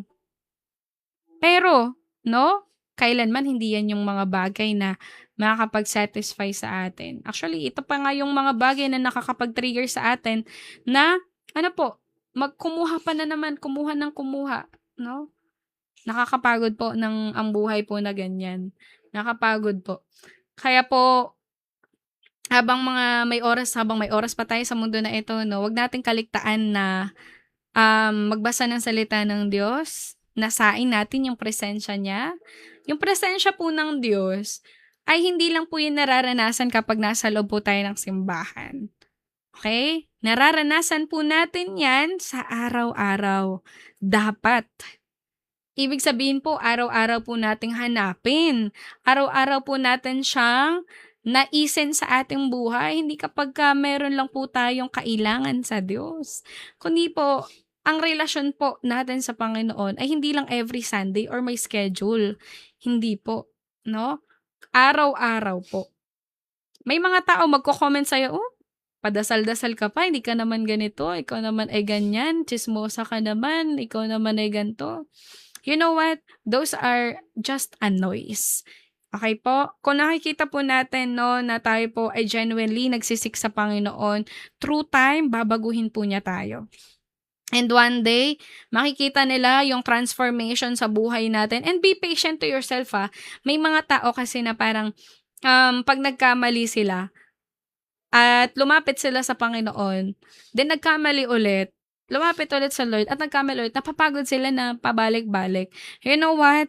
Kailangan niyo po ng isang genuine repentance, yung talagang pagsuko ng buhay. Hindi lang po tayo nakatingin sa mga rules o sa mga dapat-dapat, 'yan, mga dapat, mga bawal. Mapapagod po kayo. Ang gusto po ng Panginoon ay relasyon. Amen? Nakakapagod po kung puro rules lang po ang titingnan natin. Tingnan po natin yung pagmamahal, yung kaligtasan na ibinigay sa atin ng Panginoon. You know what? Ang tao pong nakaranas ng encounter mula sa Lord, it is really impossible na minsan ka ng kinuha ng Panginoon ay babalik ka ulit sa pinanggalingan mo. Sa tunay po na mananampalataya po ng Diyos. Sa tunay po na nagbago o sa tunay pong nagsuko ng buhay sa Panginoon. Kailanman hindi po 'yan babalik sa dati niyang pagkatao. Kumbaga, yung sinuka natin, tinanggal na natin sa atin ay hindi na natin kakainin ulit, 'no? Never po. Sa isang mananampalataya, tunay pong mananampalataya ng Panginoon, 'no? Hindi man magiging gano'n kadali yung pagbabago, pero makikita niyo po yung pag-usad. At kapag tayo po ay nagtiwala sa Panginoon, hindi sa sarili po natin, magugulat ka na lang, bagong nilalang ka na, bago na, "Ay hindi na ako nakapagmura, hindi na ako wow, nagbabasa na ako ng salita ng Diyos kahit hindi ako pinu-push." Kasi mas naranasan po natin yung pagmamahal ng Panginoon. Hindi tayo nakatingin sa mga rules, sa mga obligations, kundi po sa relationship. Amen po. Walang madali pero kapag kasama natin ang Panginoon at ang pagkilos po niya sa atin, imposible pong walang mangyari po sa inyo, imposibleng walang pagbabago. Ayan, thank you so much po sa mga nakasama natin and nawa po gabi-gabi makasama namin kayo. Every Saturday po, meron tayong raffle or fellowship at I'm planning na ilipat siya ng Friday, 'no, yung atin pong raffle. Planning po ako na ilipat siya ng Friday, yung pinaka-raffle natin ng mga Bible. Asan ba yung Bible natin? Hmm, this one.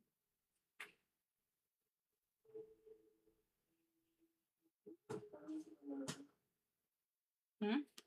Okey, ito yung papa-raffle natin na Bible sa Friday. Ngayong Friday na 'to, Yan. So, ito.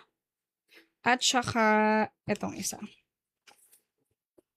Yan. So, sa Friday po yan.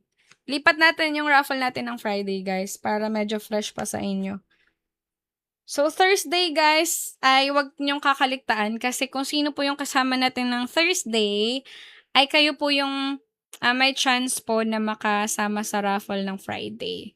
Kasi may ipapa-comment po tayo na words, no, or praise sa Thursday night. At sa lahat po ng nag-comment po ng words na ipapa-comment ko, kayo po yung kukunin natin, yung pangalan po ninyo kukunin po natin, at yun po yung ira-raffle natin next day, which is Friday. Okay po? Gets niyo po? Okay, so yan po yung ating Bible na ipapa-raffle sa Friday. Sa Sabado, fellowship po tayo. Yan. So, yan po ang ating pong Bible. Ito yung, may pink, may gold siya. Yan. So, yan po yung Bible.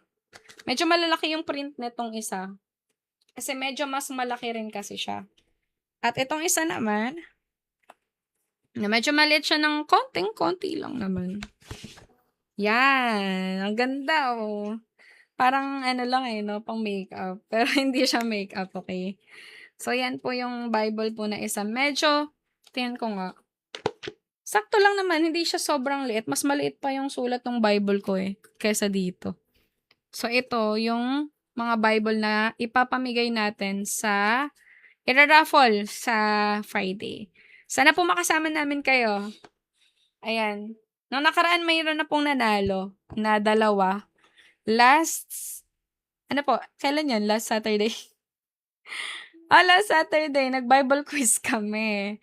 Ngayon, raffle lang po. Okay? Kaya dun sa mga, mabagal mag-type ng answer. Nauunahan lagi. Huwag kayong mag-alala kasi, na yung ating gagawin. Tawag dyan, raffle na. Kaya lang, dapat Saturday nandito kayo. Okay pa? Okay. Fellowship natin is Sabado. Sabado po. Sa Middle East. Baka pwede po sa inyo Bible app. Opo, mga Bible app. Meron po tayong mga Bible app. Search nyo lang po sa Google App Store nyo po. Meron po dyan Bible. See you po next week. Ay, next week. Ngayong Friday. Yung bata sabi ang pangit daw na laro. Ay, grabe kayo. Yung mga hindi nanalo Bawi kayo ngayong Sabado. Ay, ngayong Saturday. Okay? Bible app po gamit ko. Ayun. Kay Ate Maria. Yes po, Bible app po kung wala naman pong bawal talaga. It's fine, no? Ang salita po ng Diyos ay hindi nagbabago. Amen? Sa puso po natin kung paano po tayong maghahanap sa katotohanan, no? I-reveal po niya yan sa atin.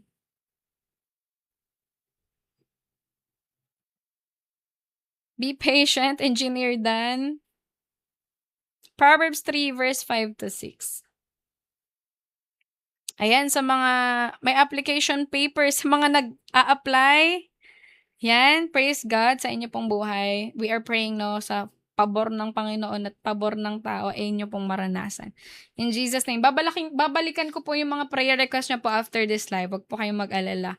Hindi ko man yan siya maipag-pray specifically sa live. Pinabalikan ko po yan.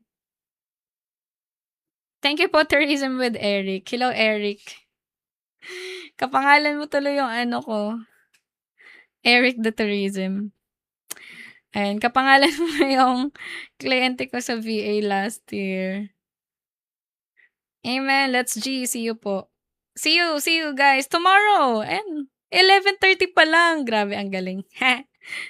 Maano tayo, mabilis lang tayo tonight.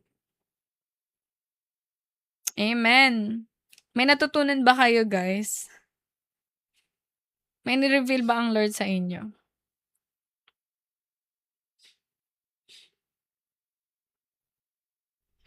Sa mga may depression, ayan, napag-pray natin yan kanina. Kay Ate Geraldine, napag-pray din po natin siya na siya po ay maoperahan at makapag-work na, maging fit to work na siya in Jesus' name.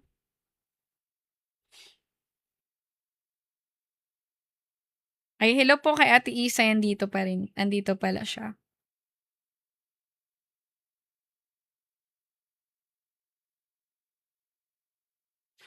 New job in Jesus' name. Sige po, pag-pray natin yan mamaya.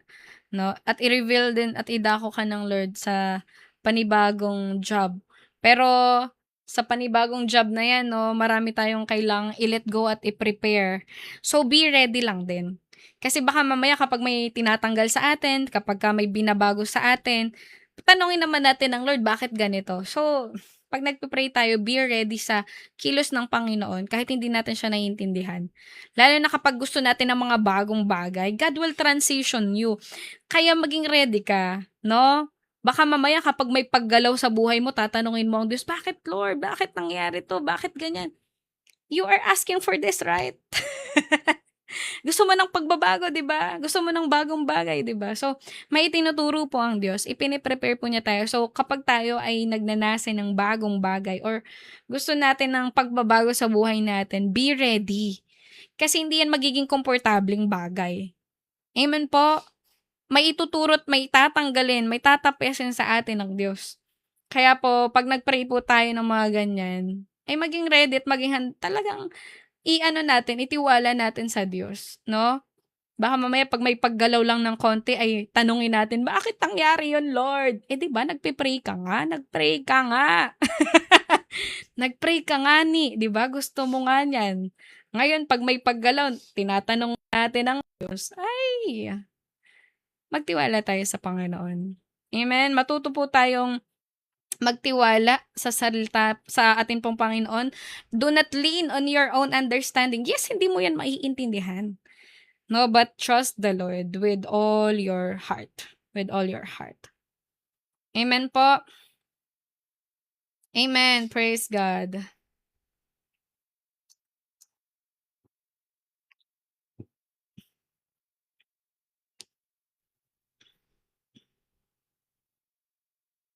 Pagtiwalaan po natin siya.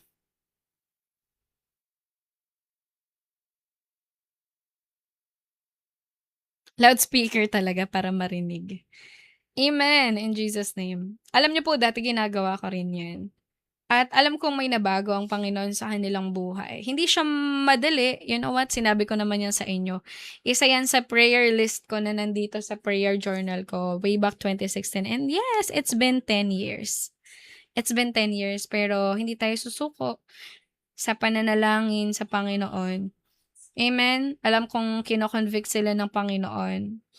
Yeah, siguro may mga resistance pero si Lord na bahala dun. I just did my part and, hayaan natin ang Diyos na yung kumilos. Amen po?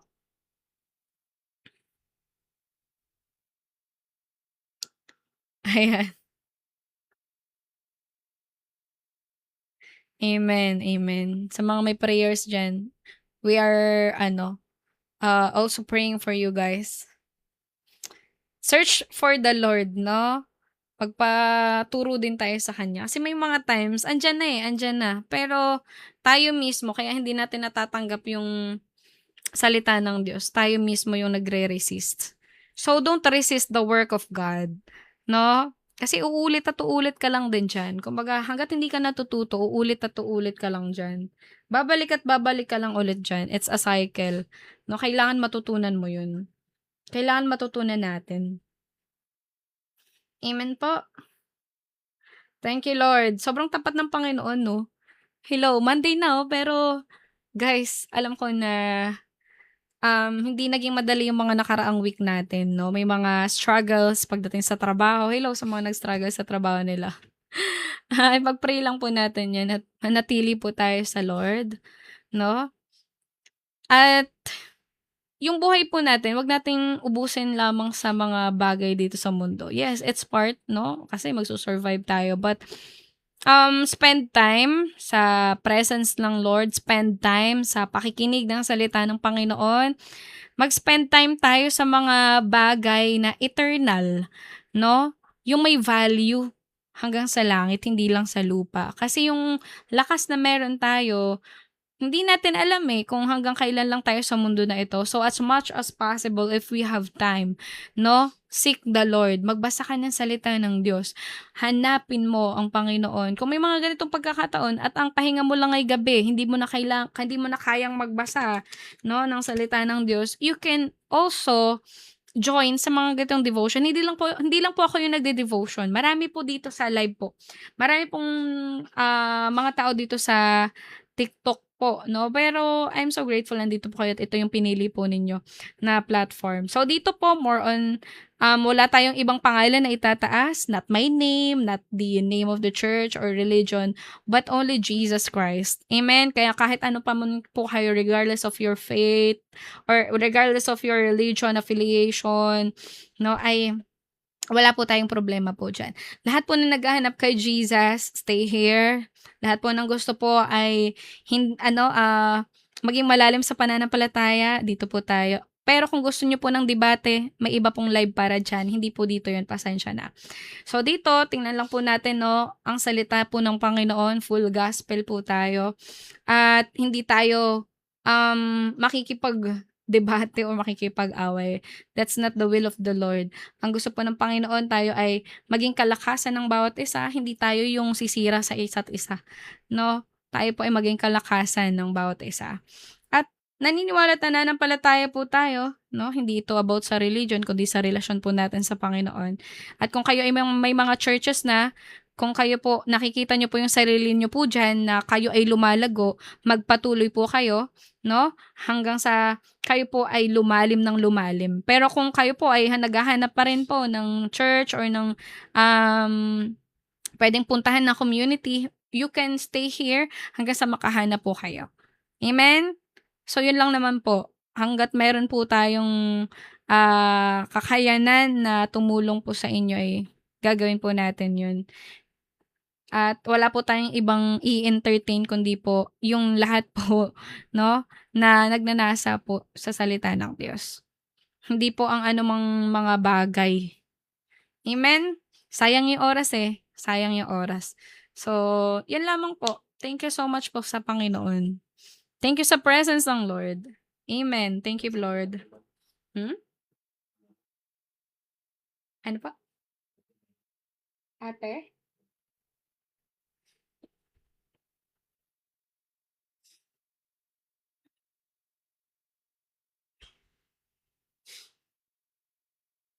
Amen po kay Ate Malu. Pag-pray po natin si Ate Malu. Amen. Si Ate is ayan, kay Ate Malu po. We are praying for you, Ate Malu. Lapit lang tayo sa Lord and patuloy lang po tayo. Amen po. May reason po ang Panginoon. Trust the Lord with all your heart. Hallelujah. Let's worship the Lord through this worship song. Hallelujah. Sabayan niyo po kami. Thank you, Lord Jesus. Thank you, Holy Spirit. Thank you, Lord.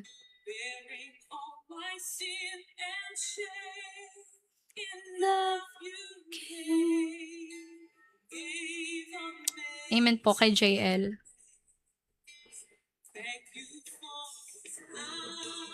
Ano? Hina. Wait lang po.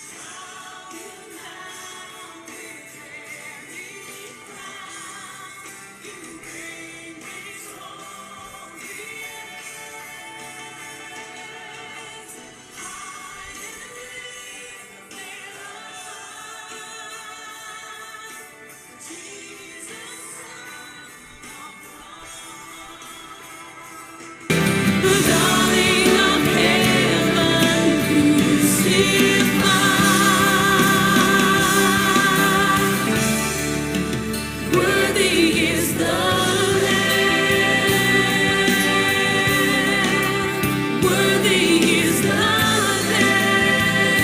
Amen. God is worthy. Thank you for Thank you, Lord. the cross, Lord. Let's worship God. Thank you for the price you paid, bearing all my sin and shame. In love you came, gave amazing grace. Thank you for this love, Lord. Thank you for the nail-pierced hands. Wash me in your cleansing flood.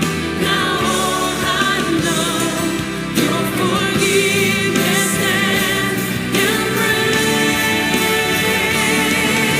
Worthy is the Lamb, seated on the throne.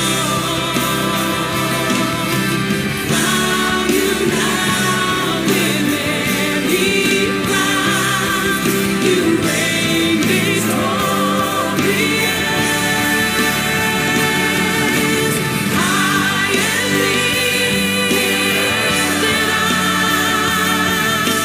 Jesus, Son of God, the darling of heaven, crucified.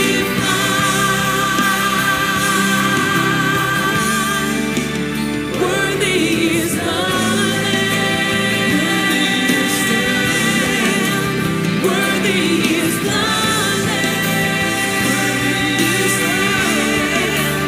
Worthy is the Lamb.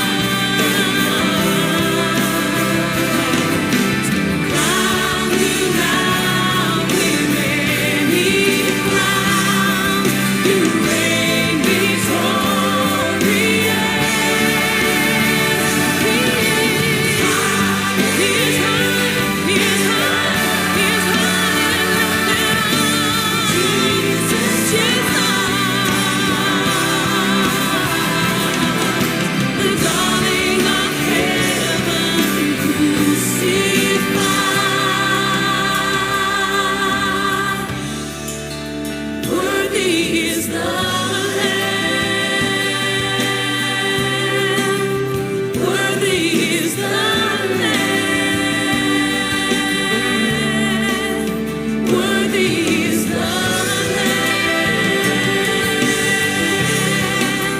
Worthy is the Lamb. Worthy is the Lamb. Worthy is the Lamb. Worthy is the Lamb. Worthy is the Worthy is the Lamb. Worthy is the Lamb. Worthy is the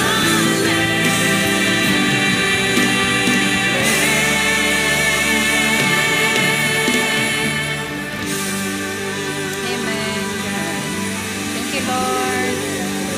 Worthy is the Lamb. Amen. Praise God. Thank you po. Thank you sa ating lahat, guys, ha.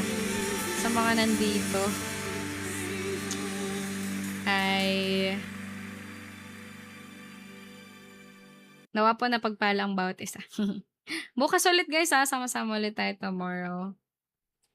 Sama-sama ulit tayo bukas para sa panibagong araw po ng ating pong devotion. May mga first-timers po ba sa ating kalagitnaan? Hello po. May mga first time po ba? Sino po first time? Ayan, sa mga nagtatanong, every 10 p.m. po tayo. Thank you, Idol, ah.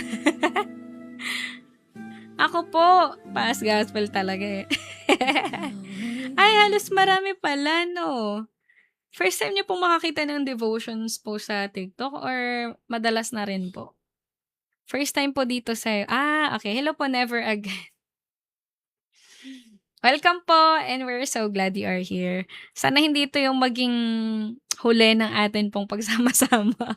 Bagkus ito yung maging umpisa po ng atin pong panibagong journey, no? Ako, ito po ay isa ko pong share sa inyo, no? Journey ko rin po ito siya, pagde-devotion every night. I'm trying to share it sa pinaka-simple, pinaka-maiintindihan natin at sa konteksto po ng pinaka-original na nagsulat o kung ano ba talaga yung pinakamensahe nung scripture. Hindi siya based on sa akin lang, kundi po binabalikan natin yung pinaka-context niya, yung pinaka-original context nito. So yun, minsan po may mahaba tayong klase ng devotion kapag ang devotion natin ay may mga malalim pong pakahulugan. Ito kasi ay narrative po yung atin pong genre sa 1 Samuel, kagaya nung sa chapter 4, ay kaya medyo mabilis po tayo. Kung naabutan niyo po yung Book of John natin last time, hello sa mga nakatapos sa Book of John from chapter 1 to chapter 21. Congrats ulit sa inyo. At sana makatapos tayo ng 1 Samuel. Amen. Makasama namin kayo.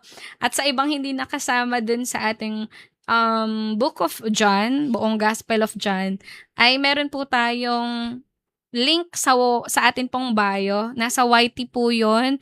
Hindi ko lang ma-upload yung chapter 21 kasi naglo-loading lang siya. Hindi ko pa siya nada-download. So, to be upload naman po yan. And sa mga first-timers, sino dito galing po kay Kuya Harold at kay Kuya Je?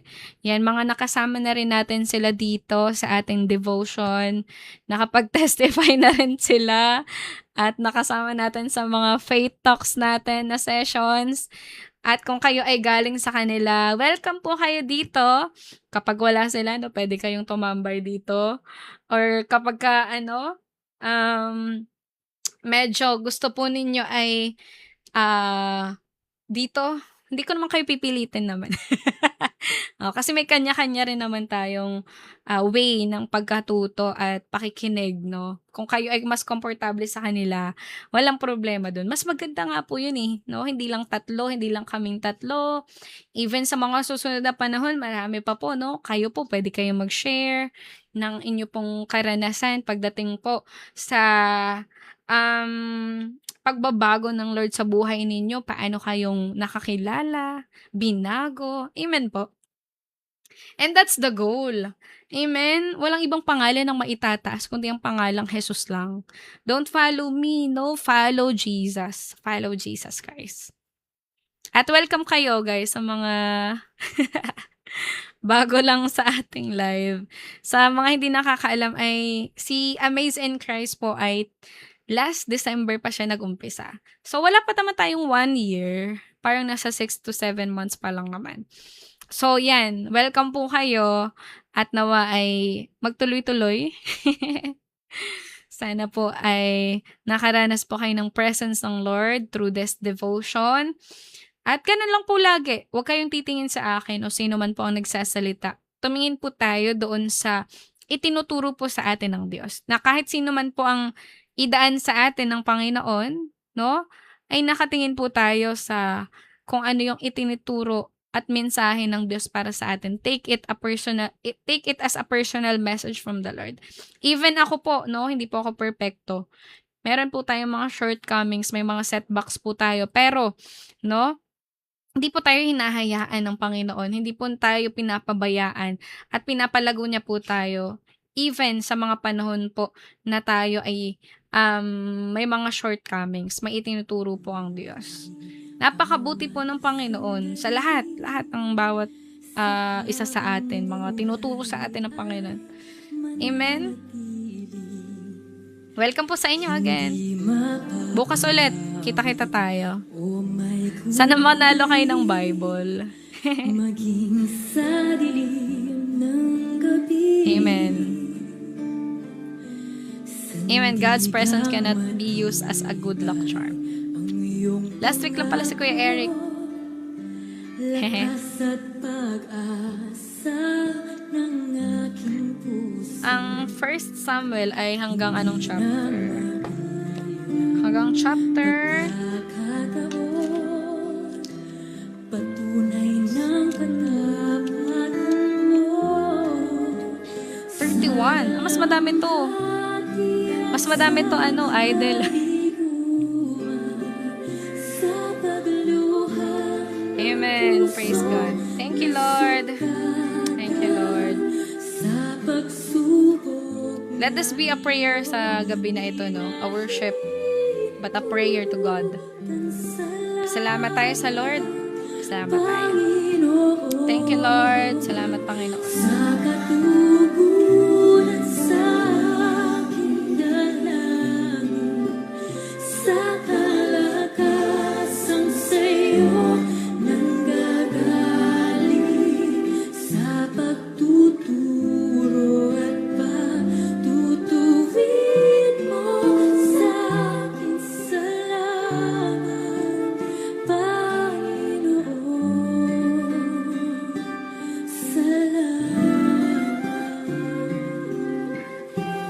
Isang pagsambang wagas ang aming alay sa iyo, Panginoon. Ikaw ay mabuti bawat sandali. Sa habang buhay ay mananatili, hindi mapapawi o may kukubli, maging sa dilim ng gabi. Sandigang matibay ang iyong pangako, lakas at pag-asa ng aking puso. Hindi na mapilang pagkakataon, patunay ng katapatan mo. Sa dalamhati at sa kabiguan, sa pagluha ng pusong nasugatan, sa pagsubok na iyong pinahintulutan. Salamat, Panginoon. Sa katugunan sa aking dalangin, sa kalakasang sa'yo nanggagaling, sa pagtuturo at pagtutuwid mo sa akin. Salamat, Panginoon. Ikaw ay mabuti, ikaw ay tapat, sa'yo ang papuri at pasasalamat. Ikaw ay mabuti, ikaw ay mabuti, ikaw ay tapat, sa'yo ang papuri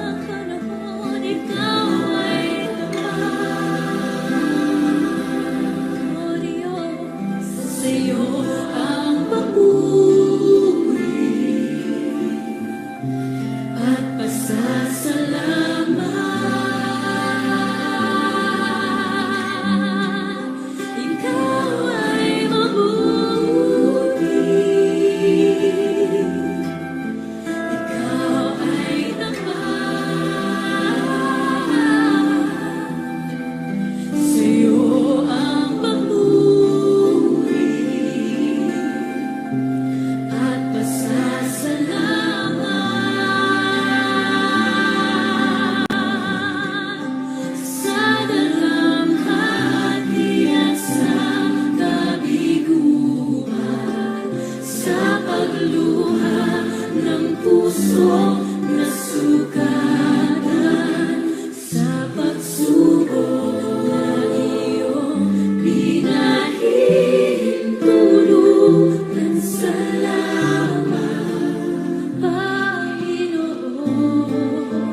sa katugunan sa aking alam, sa kalakasang sa'yo nanggagaling, sa pagtuturo at pagtutuwid mo sa akin. Salamat, Panginoon. Salamat. Amen. Thank you, Lord. Good and out of season. In and out of season, no? Kahit pagsubok po yan, no? Pagpasalamat natin sa Panginoon. At nawa ito ay maging ano po, reminder sa atin na hindi lang po yung mga magagandang bagay yung ipagpasalamat natin, kundi yung mga bagay na itinuro sa atin ng Lord. Amen. Through challenges in life. Alam ko po, no, sa mga nagmamahal sa Panginoon, maiintindihan niyo po yan. Kasi sa iba, hindi nila magigets yun eh. Problema pagpapasalamat, 'di ba? Pero you know what, walang sayang, eh, walang sayang sa Panginoon. Lahat 'yan ay idinadaan ng Lord sa buhay natin para tayo po ay mas maging malakas, makita natin yung katotohanan, magising tayo sa katotohanan, 'di ba? Minsan ginagamit 'yan ng Panginoon para po tayo mas tear up, para tayo po ay, magbago. Napakarami na pong pagkakataon ng buhay natin na ganyan. At hindi lang po tayo, 'no, marami pong tao ang talaga pong, um, ginagamit ng Lord, 'no, or ginagamit ang pagsubok para sa ating lahat para tayo po ay magising, 'no, mabago sa ating pong mga kalikuan, sa ating um, mga buhay, 'no? At kayo rin po ay patotoo diyan. Amen. Ako rin po. Marami po tayong pinagdaanan pero mabuti ang Diyos. Salamat sa Panginoon. Amen po. God will never leave us. Amen. Amen. In any circumstances. Tama po, Ate Shindy. God bless po. God bless po. Let's continue to trust the Lord with all our heart and do not lean on our own understanding. At ang Lord na pong bahala sa ating pong mga sitwasyon. Amen po, mga sitwasyon na ating buhay. Pakatatag tayo, guys. Malapit nang dumating si Lord. Grabe lang din talaga yung pagmamahal ng Panginoon, no? Na hindi ko rin in-imagine eh, na ba't pa ako ililigtas ng Panginoon eh. Di ba? Pero napakabuti niya. Hindi ako naligtas dahil mabuti ako or may nagawa akong mabuti, kundi mabuti ang Diyos. Kundi dahil mahal niya tayo. Hindi dahil sa kung sino tayo, kundi kung sino ang Diyos sa ating buhay. Praise God. Thank you, Lord. Again, thank you so much po. It's already 11:58 in the evening. Happy Monday. And see you again later. See you again mamaya. 10 p.m. tayo, ha? God bless po, and may the grace of our Lord Jesus Christ and the love of God and the fellowship of the Holy Spirit be upon us always. In Jesus' name, amen and amen. May God bless you and keep you. Make His face shine upon you and be gracious to you. Bye-bye po. God bless po. See you later. Bye-bye. God bless po. Mahal ka ng Lord. Bye-bye.